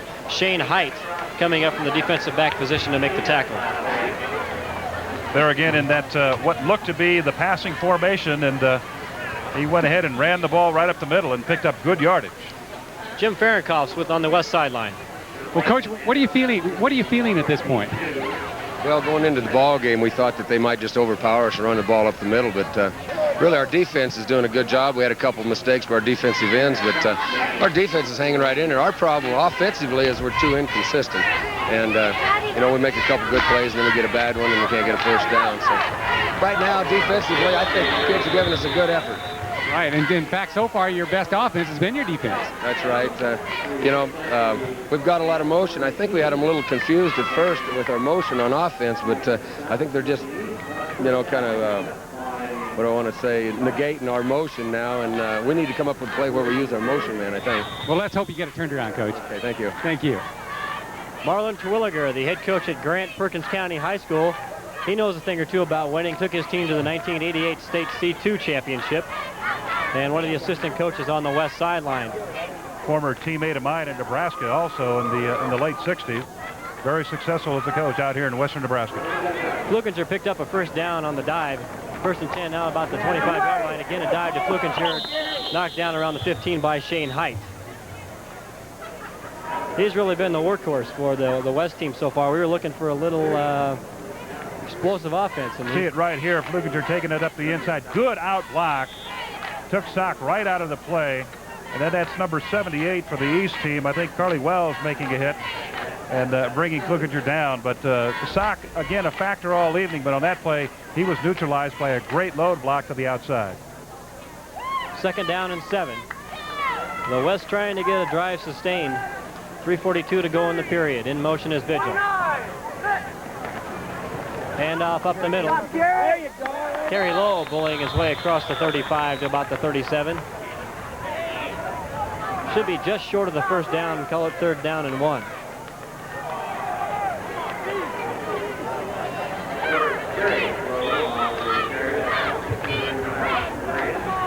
There you see the messenger system we talked about earlier. Terry Gilstad a little bit concerned about that messenger system, and they put some extra time in taking the plays in and into the quarterback because they've got a rather complicated offensive scheme, and it gets to be well, it gets to be time consuming to get the play off. 3rd down and 1. Big play for the West. They need a 1st down here. Nate Green might not get it. Pushing his way into that big defensive line of the East squad. And we'll have to check where they spot the ball, and they do give him a 1st down. That was a big play for the East, or for the West. Good shot from the end zone here, and you'll see Nate. Good piece of running there by Nate, and that was, I think, Lance Rohde coming up from his linebacker spot to make the hit. But Green able to spin and pick up the extra yardage to get that 1st down. And I tell you what, I first thought, like you called it, Bill, that it was going to be short. But Green did a good job to pick up the needed yardage to get that 1st down. Kept his legs driving in traffic. 1st down and 10, little breathing room for the West team. Bubak calls the count. Pitch out. Nate Green, one-on-one. Can't get by him. No, he can't. Knocked down about the 42. Nate Green right there talking to himself because he thought he might have had some room to go. Bart Eckhout. Watch the defender, the cornerback, slip the block to the up top of your. Well, he slipped that block. Actually, the block was missed, but that's Bart Eckhout. He makes the hit. Got himself a fine open field tackle and also a pass interception and broke one up this evening. He's doing a great job on defense at that right corner. 2nd down and 7. We're under 2 minutes to play here in the 3rd quarter. Vigil in motion to the far side.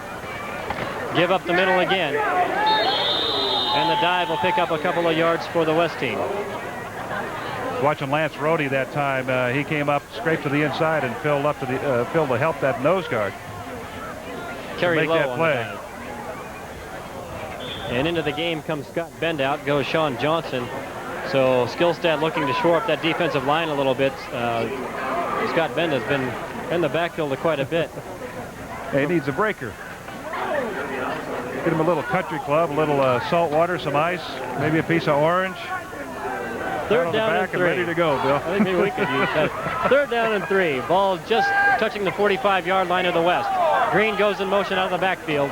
The give is to Flukinger on the draw. Penalty flag call. He goes to the outside, trying to get around, trying to pick up a block, but he's going to be across the 50 and picks up the 1st down. Well, they ran that motion, of course, to the outside again. They had 3 quick receivers over there, the trips formation, as they call it. Now we're going to see a procedure penalty call in the West. You'll see it right here. And again, they just run Flukinger right up to the middle. But again, this penalty is going to nullify this good gain by Flukinger. Nice piece of running, picking and choosing the hole that he needed to take. Got to the outside, couldn't quite get the block, but it's all for naught on the procedure. That'll make it 3rd down and 8. We're under a minute, 58 seconds to go, 3rd quarter. One of the reasons, of course, that Flukinger has been real successful this evening is he does have good speed. We're looking at speed in the 4.4 to 4.5 category. He averaged 6.6 yards a carry last year. So he knows what to do when he gets his hands on the football. Another big play coming up for the West squad. They've got a 3rd down and 8 call in the waning moments of this 3rd quarter. Coming in with the play is Kent Wine. Bubak coming over to the sideline. Rick Hinn will have to be the substitute quarterback. Bubak can't get the signals down. And the clock running, 42 seconds to go. I'll tell you, some of the plays he was talking about yesterday, I can see why. Green in motion, Vigil in motion. Roll out right. Flags all over the place. And Hinn throws into a crowd and it's short. I thought we were seeing Canadian football for a second there. Everybody was in motion that time. You had the split end on the right side come back in motion. You had the I-back go in motion to the right. And I thought maybe we were going to see Turner Gill or somebody step out to throw the pass for Montreal. But that was, pardon me for the laugh, but it was pretty humorous, I'd say. Well, I think that was what you might call all-star-itis. One of those things that teams tend to come up with in all-star games. That's a little miscommunication. That's probably called a scissors motion, and it's kind of interesting that that they switched players because obviously couldn't get things straightened out, and there were some cross signals. Let's just put it that way. And you've got a picture of Terry Gilliland, and you know he was right. He knew exactly what he had called. You betcha. Now Terry's going to talk to the referee and explain it all to him. Terry's going, hey, we didn't mean to do that.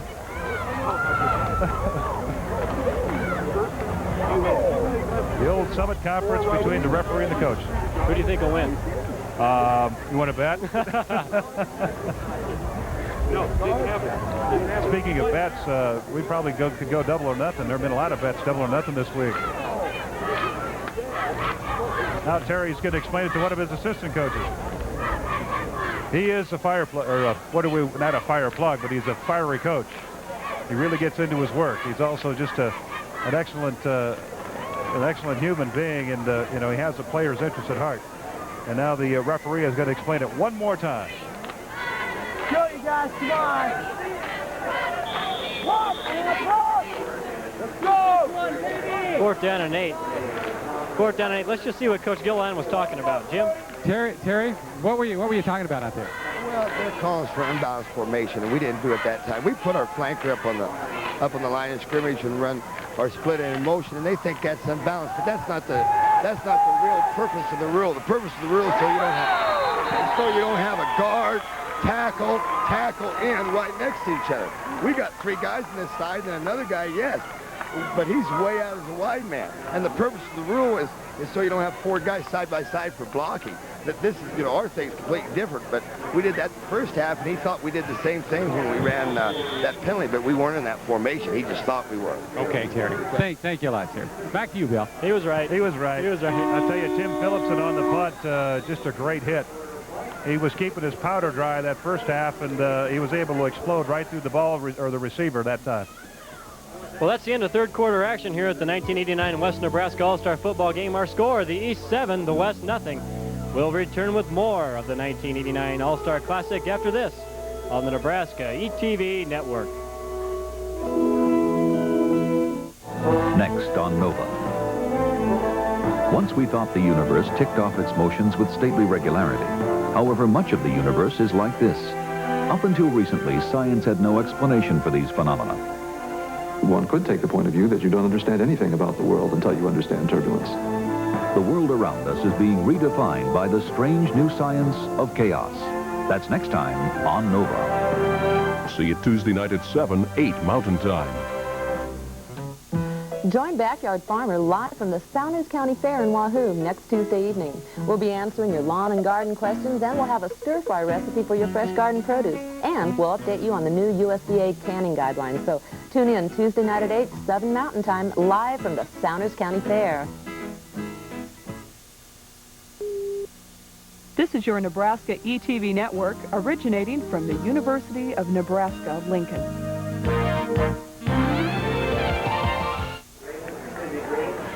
Bill Dolman and Adrian Fiala with you live at Bearcat Stadium in Scottsbluff, Nebraska. The East leads the West in this All-Star Football Classic 7-0. It's been a game played between the 20-yard lines. The lone score, a 1-yard run by Kevin Dodson at the opening play of the second quarter. We are underway with action here in the fourth. First down and 10 for the East. The give is to Virgil Banjoff, and he'll pick up 4 down to the 35-yard line.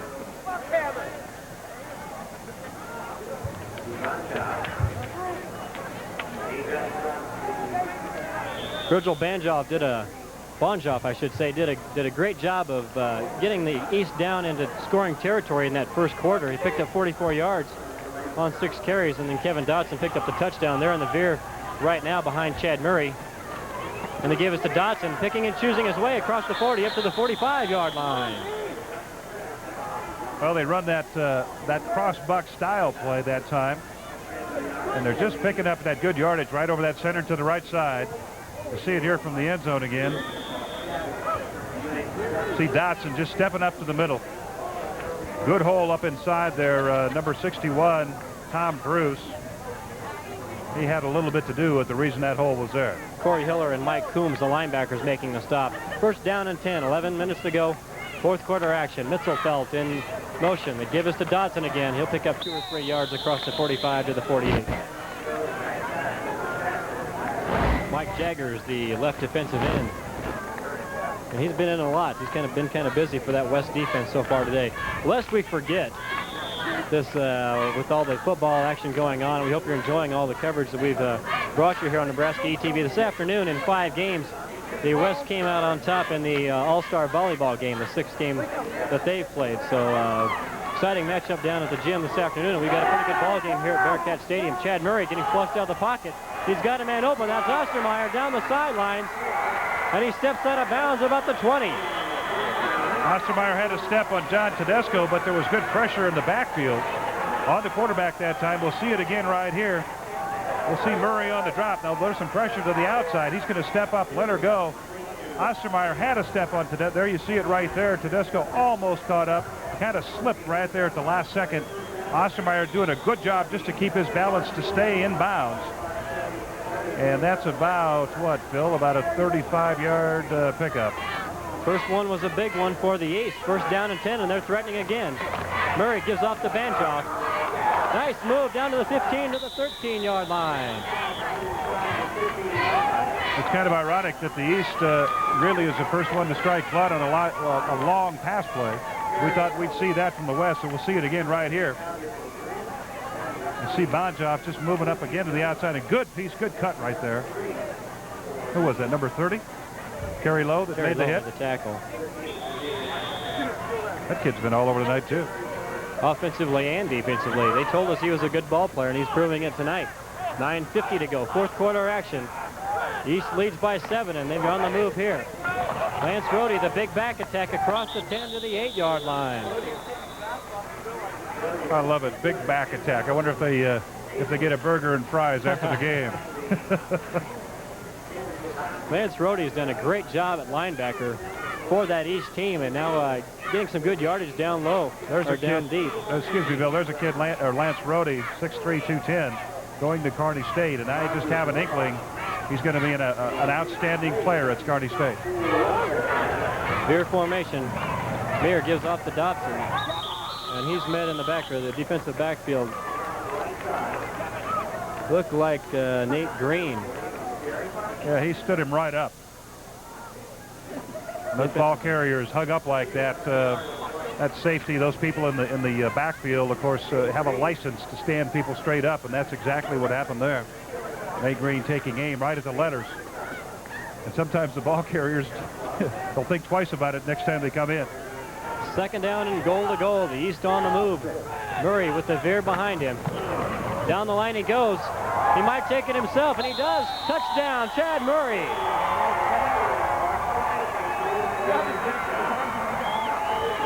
Well, we've heard what a great athlete Chad Murray is, and he showed it right there. He's able just to take it up inside. We'll see it right here. He's going to move down the line. Hardly any read to take here. He's so quick and good feet. And then he just threads his way right through for 6. Good effort by Chad Murray out of Ord, Nebraska. Corey Sheen of Minden on for the PAT, and his kick is up. And it is good. And the big play comes back, but this time it's for the East, not the West, as many people had expected. And the East uses it to their advantage. They take a 14-0 lead here early in the fourth quarter, 8:48 to go.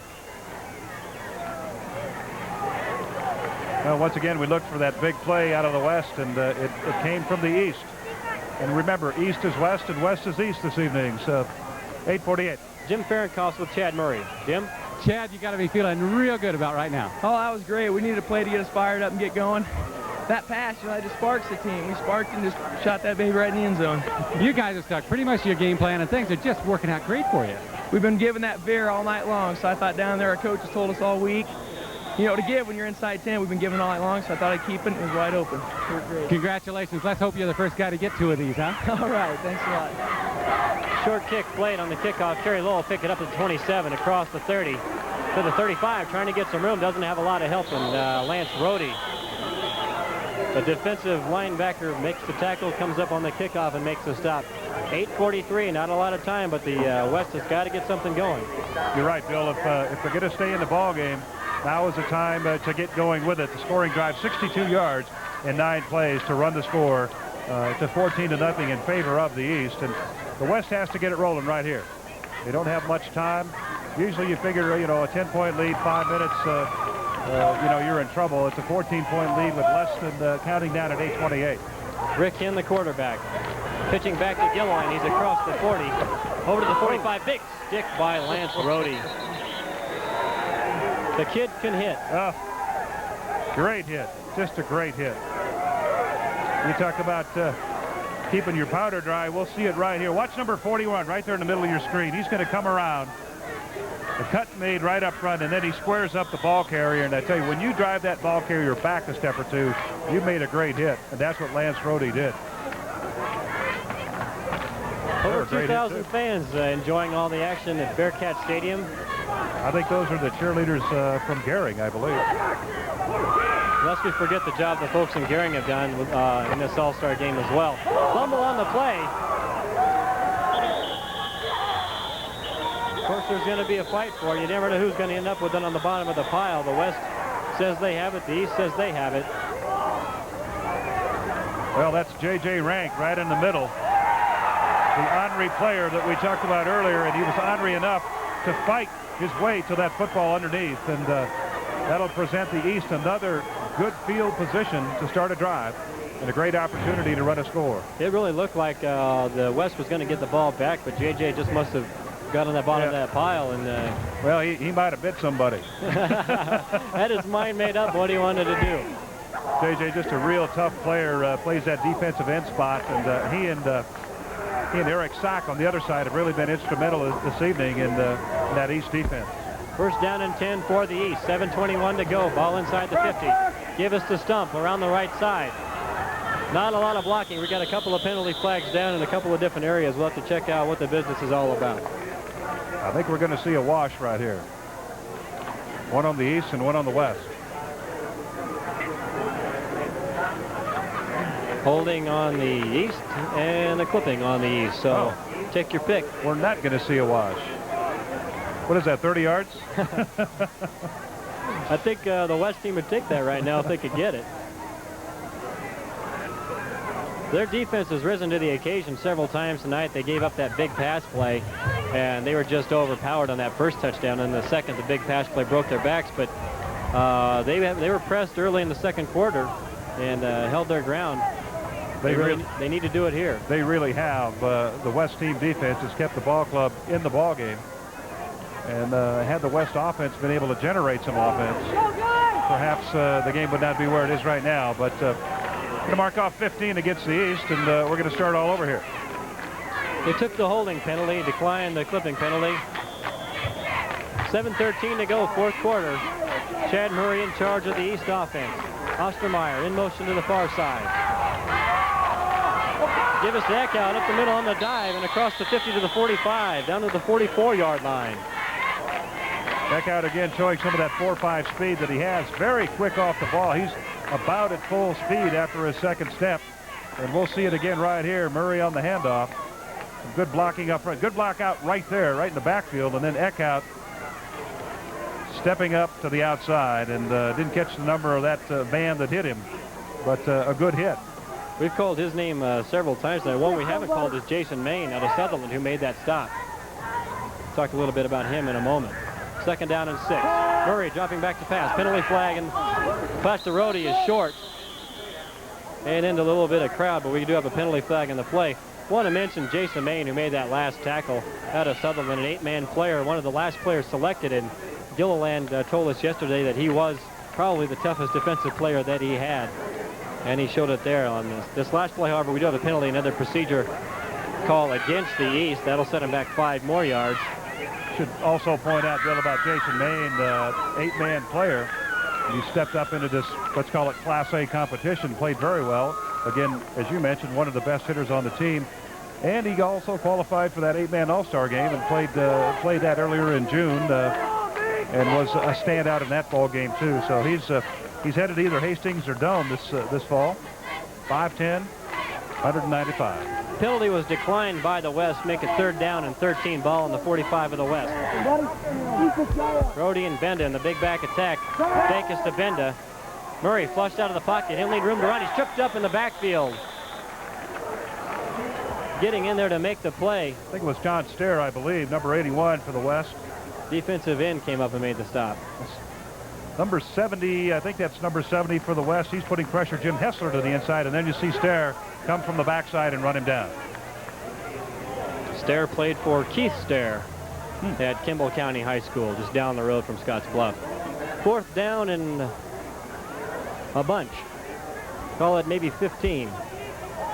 And Shane Height in to punt for the East team, back deep. Gary Flukinger and Nick Vigil. High punt by Height. Fair catch called for by Flukinger. And it's going to be down at the 26-yard line by Troy Paisley. And that's where the West will take over with 6:22 to go in the 4th quarter. West trails by 14-0.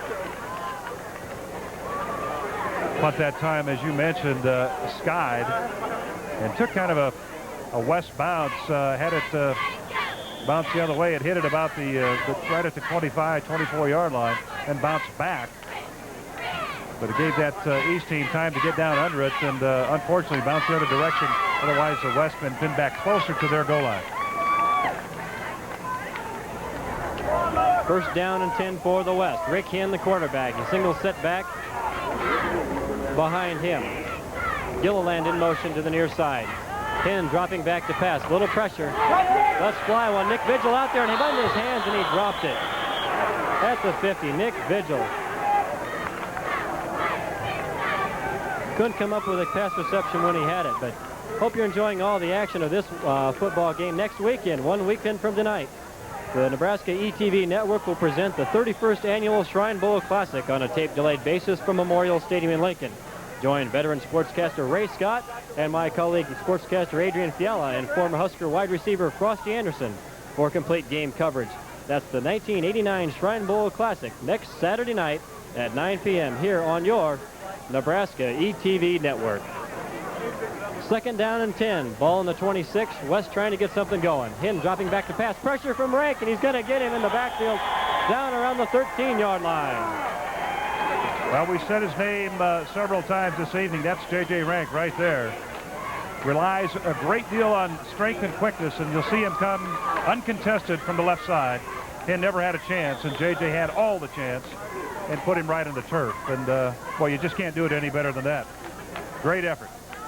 Again, 3rd down and a bunch, about 21. Looks like he got part of his name ripped off. Well, his name attest to his aggressiveness right there. His name right, of course, is the front of his jersey on that jersey mix-up. I'll tell you about that in a moment. 3rd down and 22. Hinn dropping back to pass again. Here comes Rank from the weak side. Ball's a floater. Lance Rhodey picks it off at the 27 to the 20. He's to the 15 to the 10. Down to the 3-yard line. Lance Rhodey. Well, you can credit that also to J.J. Rank. Rhodey caught the ball, and he'll get the glory. J.J. Rank put the pressure on, caused the pass to be vastly underthrown. Good job by Rhodey. Rick Hinn really victimized. I think that may be his 2nd or 3rd interception. Here you'll see the pressure by Rank right here. Number 60 coming from the left, and he forced it. Got inside the quarterback's arm. He short-armed it, threw it short, and Rhodey able to pick it off. Rhodey, Defensive Player of the Year last year. Actually, Defensive Player of the Year for 2 years in a row. And Rhodey lining up in the backfield in the veer with Scott Benda behind Kevin Dimmitt, the quarterback. 1st down and goal to goal. Ball on the 3. They give us to Benda. He's knocked down at the 5, and he's not going to pick anything up. Maybe lost a couple of yards. Well, we saw the big back attack right there, but the West able to rise to the occasion and put him down. Jim Fahrenkopf on the sidelines. I have J.J. Rank and J.J. 2 excellent defensive play. Thanks a lot. We knew they were going to start passing the ball since they're down 14-0. Coach Honey gave me the green light, so I just went both times. Nothing stopped me. Well, you put the East in an excellent position now. You guys go up 21-zip now, and you got it made. Yeah, hopefully we can stick this touchdown in, and we're ready to celebrate tonight. Great job, JJ. Thanks. Second down from the 4-yard line. Goal to go. Ostermeyer in motion. Dimmitt cuts inside down to about the 2-yard line. And a penalty flag on the play. Well, JJ brought up a good point there. When you know that team's going to have to throw the football to get back in the game, basically what you do, or what you can do, is lay your ears back. JJ said he got the green light, and that's what we're talking about there. Just go for it. Go for broke, and you can come up with big plays like that. I know. And that's what happens. You get the pass interceptions, you get the ball down close. We'll see a procedure penalty there on the East. That'll move the ball back 5. But that's a good position to be in as a defender, because as a linebacker or defensive lineman at the ends, you can just lay back, Bill, and go for it. It's fun. West getting a little bit of breathing room here. Ball's going to be marked at the 8-yard line. Still second down and goal to go with that procedure penalty. Kevin Dimmitt from North Platte calling the signals for the Eastmen. Give us to Dodson. He'll get down to the 5. That'll make it 3rd down.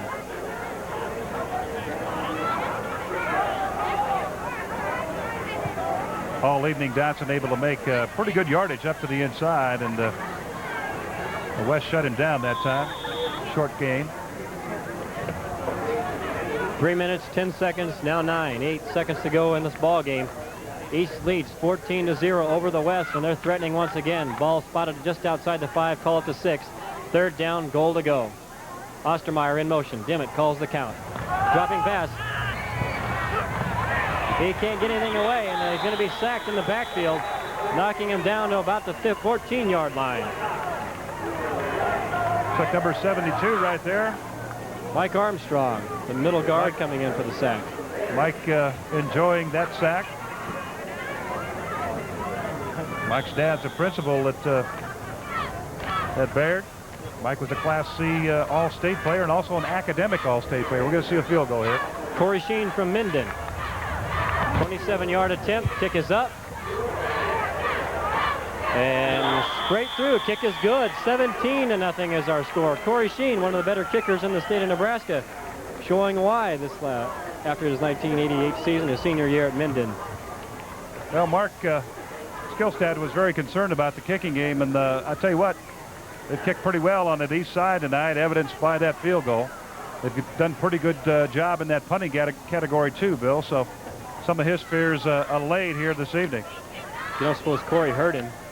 Maybe went out and practiced a little bit late last night and said, "I'll show you, Coach." Sometimes that'll have those kind of comments as a way of spurring that activity. Mark Skilstad got to be happy with the way things are going with his staff on that east sideline. Talking to Gene Hunting, who J.J. Rank alluded to in his interview with Jim Fahrenkopf. Gene, the coach at Cozad, took them to the state playoffs for the first time in school history last year. So a lot of talented coaches on both sidelines tonight. Kick taken about the 20, across the 25 to the 35. He's at the 40. Nate Green knocked it out of bounds across the 50-yard line. Corey Sheen, the kicker, coming back to make the play. Nate Green picked the ball up at about the 15-20-yard line and got across the 50. And finally, the West with a little field. We'll see Nate Green exhibit that 4.6 speed we talked about earlier. He's going to run up into the pack and then shoot out to the right. Little deception there. Pretty good blocks to the inside. And now it's a foot race. Speaking of foot races, he'll be going to Nebraska Wesleyan this fall. He probably won't compete in football, but he'll be on that track team, Bill. And I think he'll probably do very well with respect to that track squad. And he's from right here in Scottsbluff, so trying to enjoy a little bit of glory while he's back in his home field before he hangs up the cleats and shoulder pads. Timeout called by the East. 2:09 to go, fourth quarter. They lead by 17, but a little miscommunication on their defensive side. And they'll go over to the sideline to talk about it. Nate Green, not only an excellent athlete and football player, but performs well in the classroom. He was a National Honor Society member and also a member of the All-State academic team. Going to a very fine university at Nebraska Wesleyan in Lincoln. And we wish him well. Well, we got a minute. You see the score, East leading the West 17-0. We mentioned earlier in the ball game about the jerseys, and it's been easier said than done to pick these players out, I think. But a little mix-up with a sporting goods company that did the jerseys. Just in a matter of a few days, they kind of have a little rush job, and the problem turned out that they're looking at the west sideline. There you see folks. it's an east, actually a west player with an east jersey, and as Bill mentioned, a problem with the printing. The players' names, numbers, and colors are all correct, but it's simply that the east is west and the west is east, so that explains it. Made some national headlines, and certainly threw us for a loop when we first heard about it. But, Bill McAtee would love it at USA Today. But we've gone pretty good so far. Back to action. Hinn's pass is knocked down at the line of scrimmage. That'll bring up 2nd down and 10 from the 48-yard line of the east. 2:06 left in the ball game, and counting. Right. Well, no, that clock stopped right there. We see the scoring drive, 27-yard field goal. Corey Sheen doing the kicking for the east. And looking at his information sheets and then some of the things that we picked up prior to the game, he won the first 3 ball games for Minden High School last season on field goals. So you knew he had a strong leg coming in. And he was an all-state kicker and an all-conference linebacker. So Nighthauser, the guard around. I was waiting to see that play, and I'm glad we did. Go ahead and explain it, Bill. Well, Coach Gilliland mentioned it to us yesterday that you're going to see this, and so we waited and waited and waited. But Nighthauser, the guard, lined up, and watch number 68. He turns around. Now he's got to be completely turned around and facing backwards. He becomes an eligible ball carrier, and this play, of course, was mentioned to the referees ahead of time. But he said, I'll guarantee you'll see it once or twice. Well, we haven't seen it now with the 1:59 left in the ball game, and we're going to see some penalty yardage tacked on. But basically what happens is that offensive guard turns around, faces completely backwards. The quarterback reverse pivots. He sticks the ball in the in that guard's stomach, and then he turns around and goes. It's kind of like the old play that we ran at Nebraska where the ball was put on the ground. High school, you can do it this way. In college, it's got to be the fumble play where the ball is put on the ground. Personal foul on the face mask. Moves the ball down for the West team, and the pass from Hinn to Vigil goes out of bounds, incomplete. But Gilliland told us that he was going to run it, and we've kind of been waiting for it all night long, and we finally got to see it. He said he ran it in practice with Nienhauser one day, and the first time he ran it, and he didn't move. And then he realized he had to run, then he got knocked down. So stage fright. Gave him a second chance in the ball game. It's good to see. It's fun to see those plays. The other play we talked about on the kickoff was what he calls a cluster return. The ball's kicked off.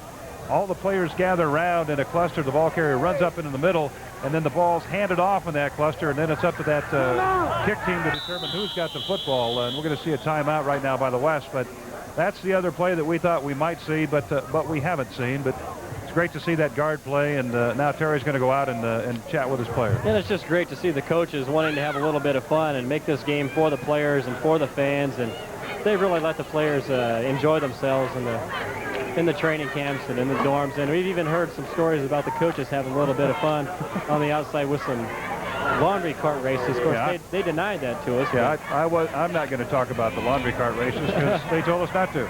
Sure.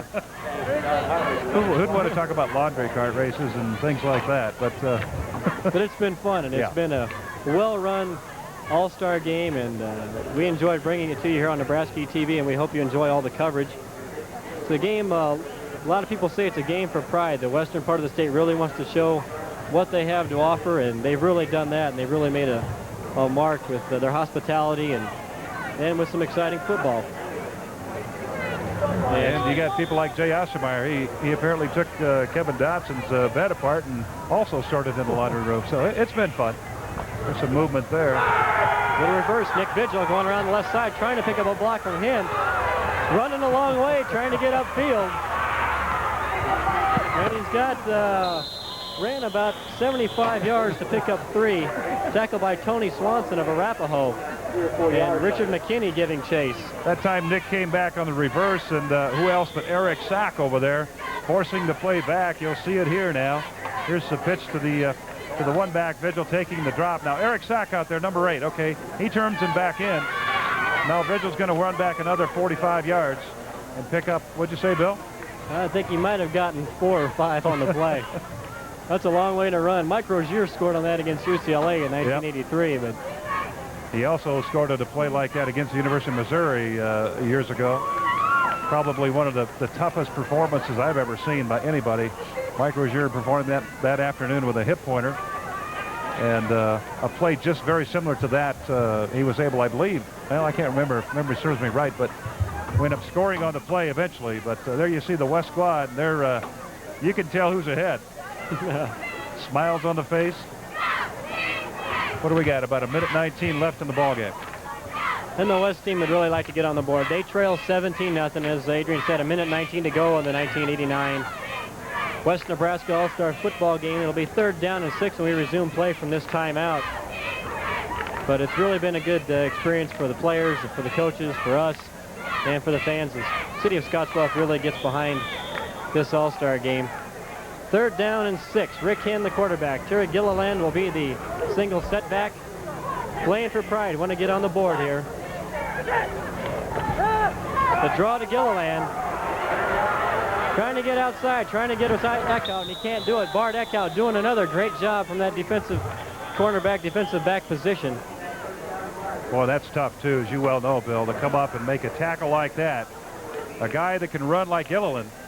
But Eckhout's in that same category. He's about 4'5", 4'6", and a 40. Great quickness and great speed.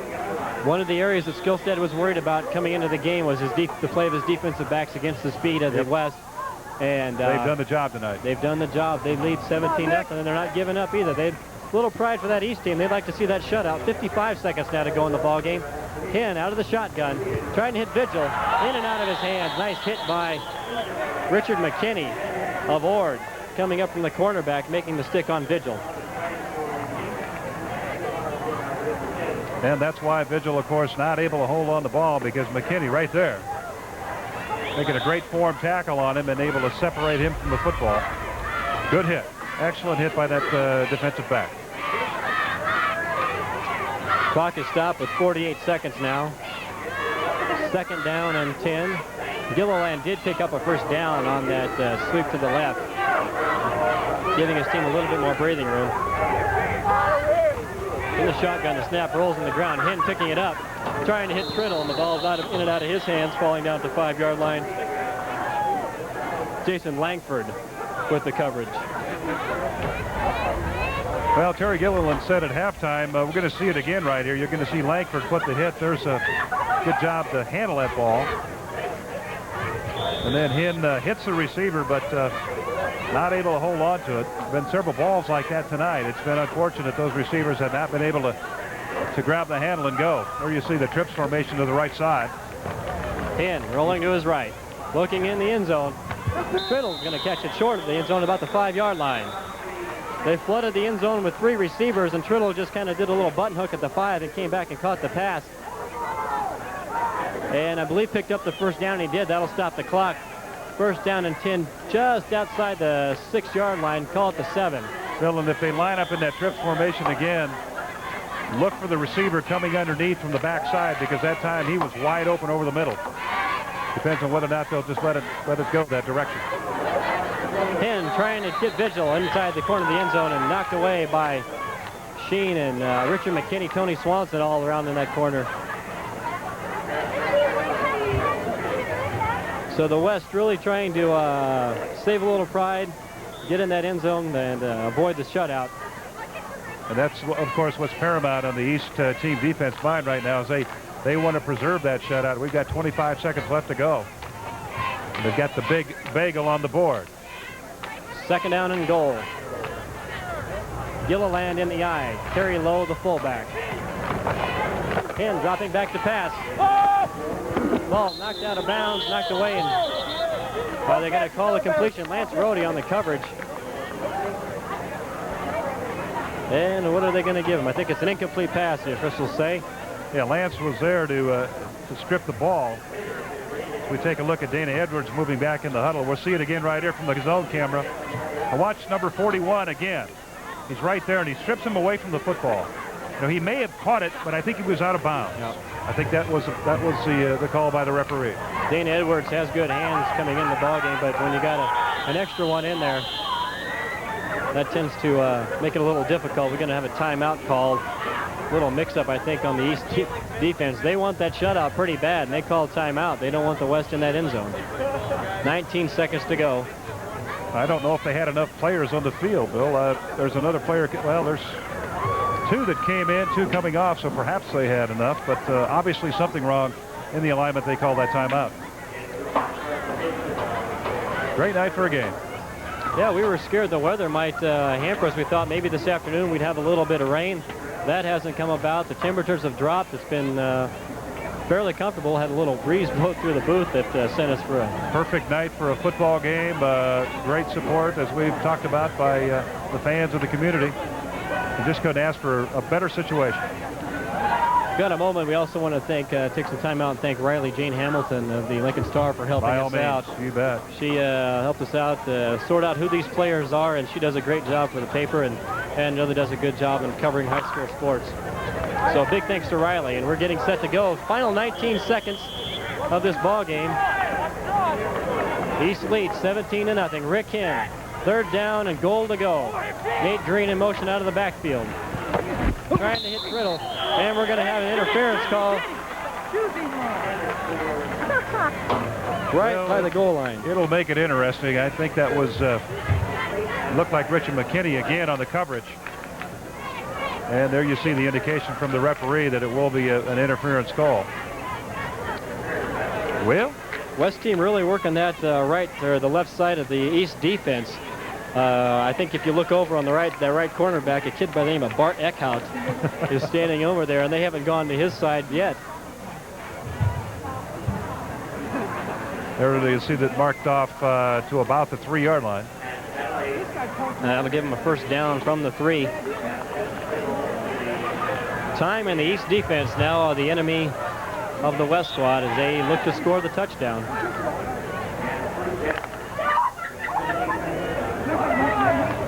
You almost got to think that that quick handoff to the back in motion would be the play they'd run. Here comes Gilliland. Nope. He's not going to get it. Dive is to Kerry Lowe. He's up about the 1. And he did not get in. Lance Rohde once again. 8 seconds on the clock, and timeout is called by the West.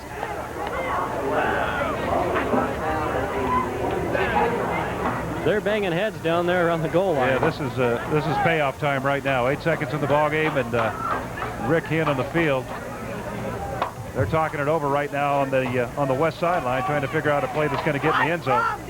I really thought that they'd run that motion play, because that really is a quick hitter. And you get somebody like Troy Gilliland with great speed that's taking that quick handoff, and he gets to the outside so fast. They've got, what, Bill, about a yard or 2 to pick up for a touchdown? It looks like the ball is just outside the goal line. Yeah, so you would think something like that. You take the chance, of course, with a handoff like that of a fumble, but 8 seconds on the board.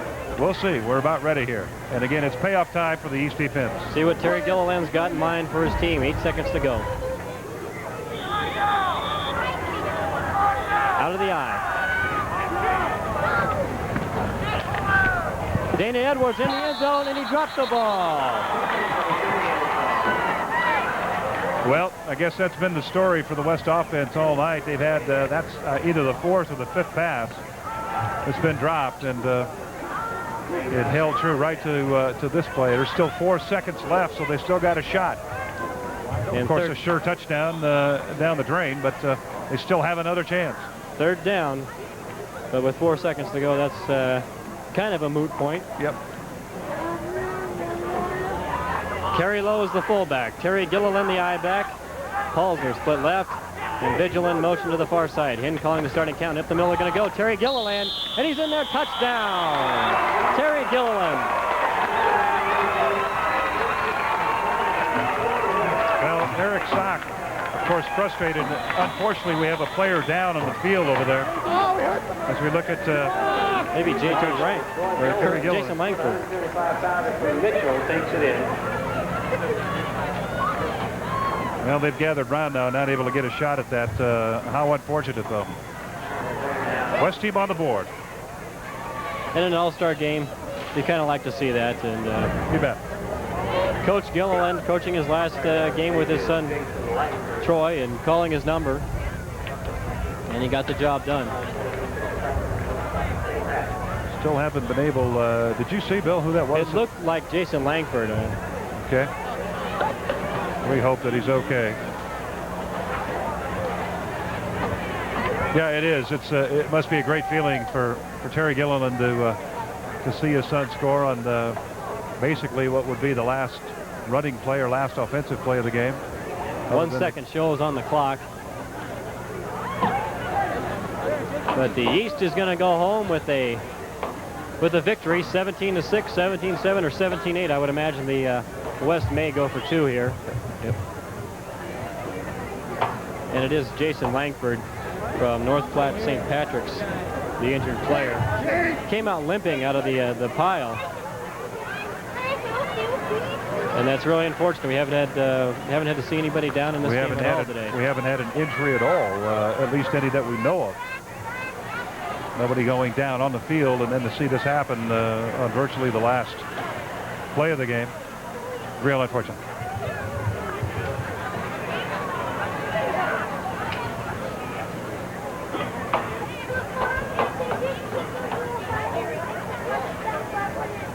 The series was tied up with 5 wins apiece. There was a tie a few years back. The East will take the lead, obviously, picking up the 6th win.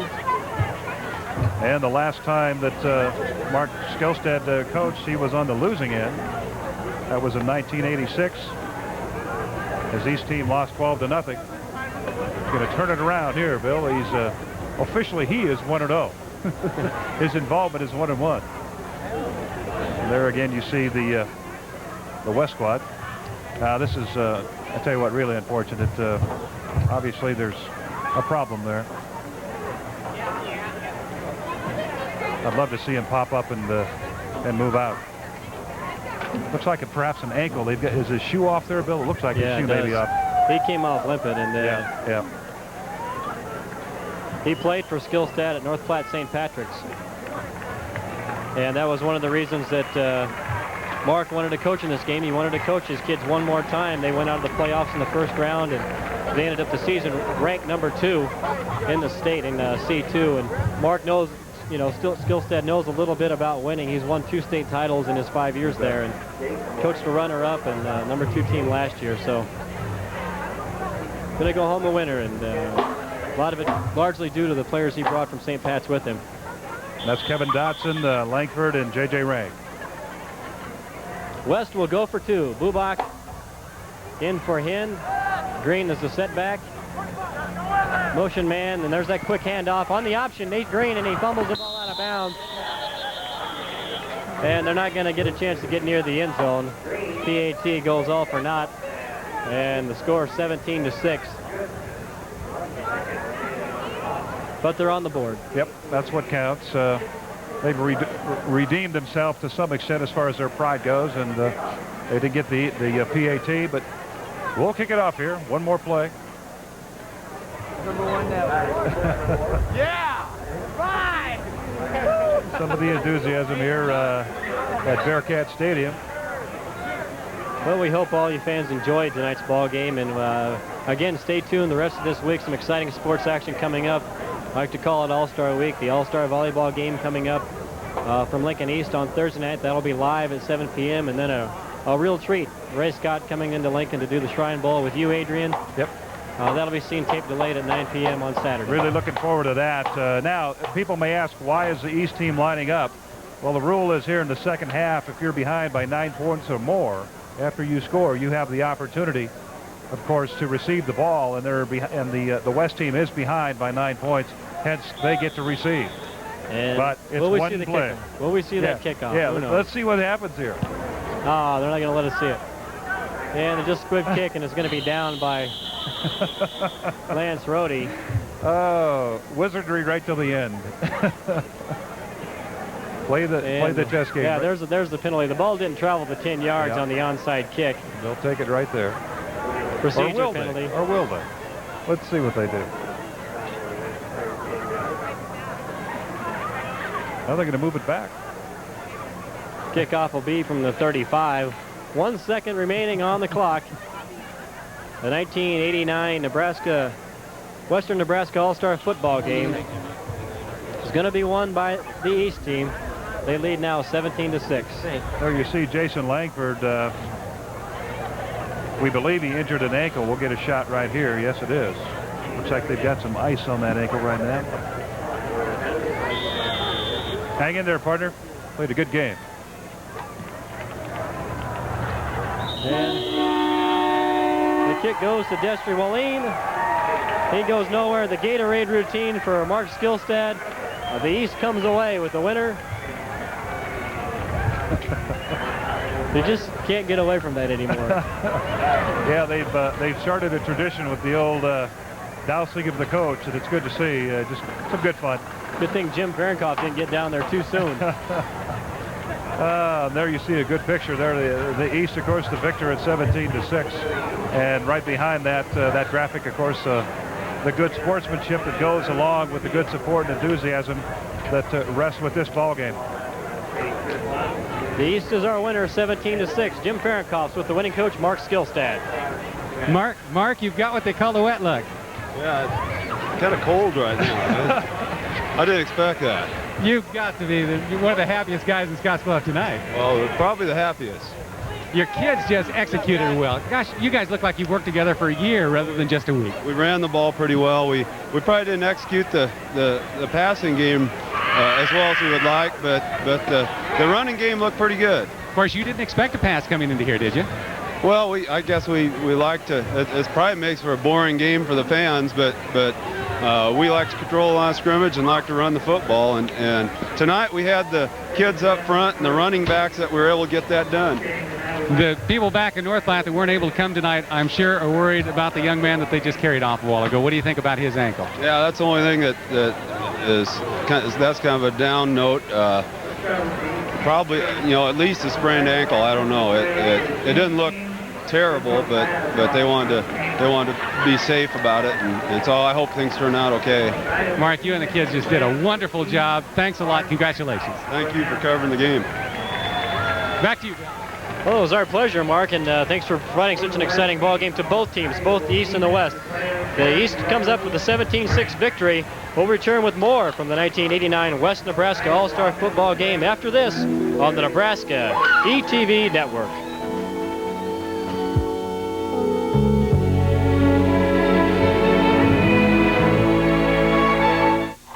Every year, 500,000 sandhill cranes return here to roost and feed before continuing their northward migration.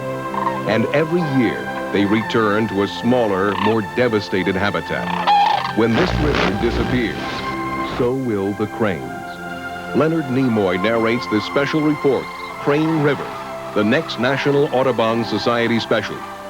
Watch the National Audubon Society special Sunday at 8.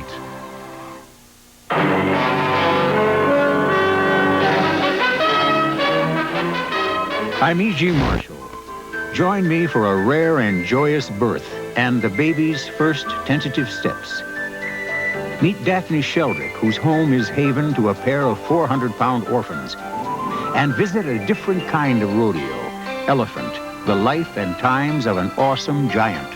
See it Monday night at 7 on Nebraska Public Television. I'm Peter Graves, a musical partner who never gets the blues. 100-million-year-old bones that become a dinosaur. And a talking glove. Hello. Next on Discover the World of Science. See it Wednesday at 7.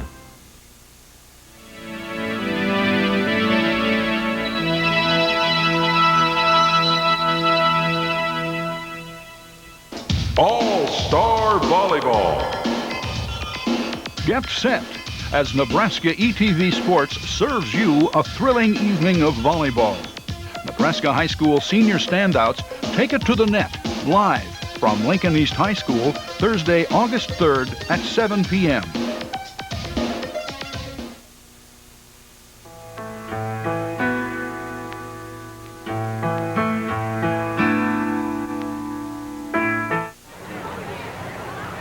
Bill Dolman and Adrian Fiala back with you at Bearcat Stadium in Scottsbluff, where the big numbers. The East wins 17-6 over the West in the All-Star football game out here in Scottsbluff. But the story behind the final score, we'll take a look at the final stats here in a moment. But the big one is the win. There we see the final stats, Bill. The East, of course, relying on that power running. 155 yards rushing, the big difference there between the West. Also outpassed the West, 33-9. Total yardage about double. So 1 out of 9 passing. They had 1 fumble. First downs 11-9, and of course the big one, the one that really counts over and above all that, is that last stat, and that's the 17-6. Mark Skillstad, he said, hey, we want to rely on power and running and strength, and Lance Rohde has to have a good game for us, both at running back and linebacker. All of those things happened tonight, and they were able to capitalize on those efforts. The West team not quite up to par on offense, a few drop balls. Their defense played very well. All in all, a good effort on both ends, and I'm very proud Running around you, of dude, the bunch. you should be. Well, we got word of the MVPs in this All-Star game. For the East squad, Virgil Bonzoff of Cambridge and Bart Eckhout of Amherst. And the West squad, Kerry Lowe of Grant, Perkins County High School, and the fullback, Gary Flukinger. All those 4 did an outstanding job, but picking one All-Star out of this bunch is just hard to do. We had so many outstanding performances. And awfully tough. You've got virtually everybody that's an all-conference or an all-state player, and to pick out 1 or 2 or 3 is very difficult. They all played well. I mean, people like Rohde and Benda and J.J. Rank and those sorts really did well. East wins at 17-16. Let's go down to Jim Fahrenkopf. Well, Bill, it's all over. We hope that we've been able to bring a little bit of the emotion and some of the excitement from the sidelines to our fans tonight. I want to say this has just been super. It's been a blast working with you and with Adrian and Steve Alvis and Jim Carmichael, Martha Florence. You people are great. We hope you come back out to Western Nebraska and join us again real soon. Thanks. Well, Adrian, I must say I enjoyed myself. Look forward to coming out here again next year. And it was a really exciting weekend, an exciting ball game. And you saw a lot of good running. This is one of the best jobs in sports right here. Coming out here doing this game and working with the crew and the people. And I'll tell you what, I mark my calendar every year for this, and I hope we can do it again next year, Bill. Exactly, and we hope you fans at home enjoyed it. Our thanks to Darrell Roberts, president of West Nebraska All-Star Sports Incorporated, and everyone in Scottsbluff who have helped to make our stay here very, very enjoyable. For Adrian Fiala, Jim Fahrenkopf, senior producer Steve Alvis, producer-director Jim Carmichael, unit director Martha Florence, and the entire Nebraska ETV production crew, I'm Bill Dolman. Good night from Scottsbluff, Nebraska.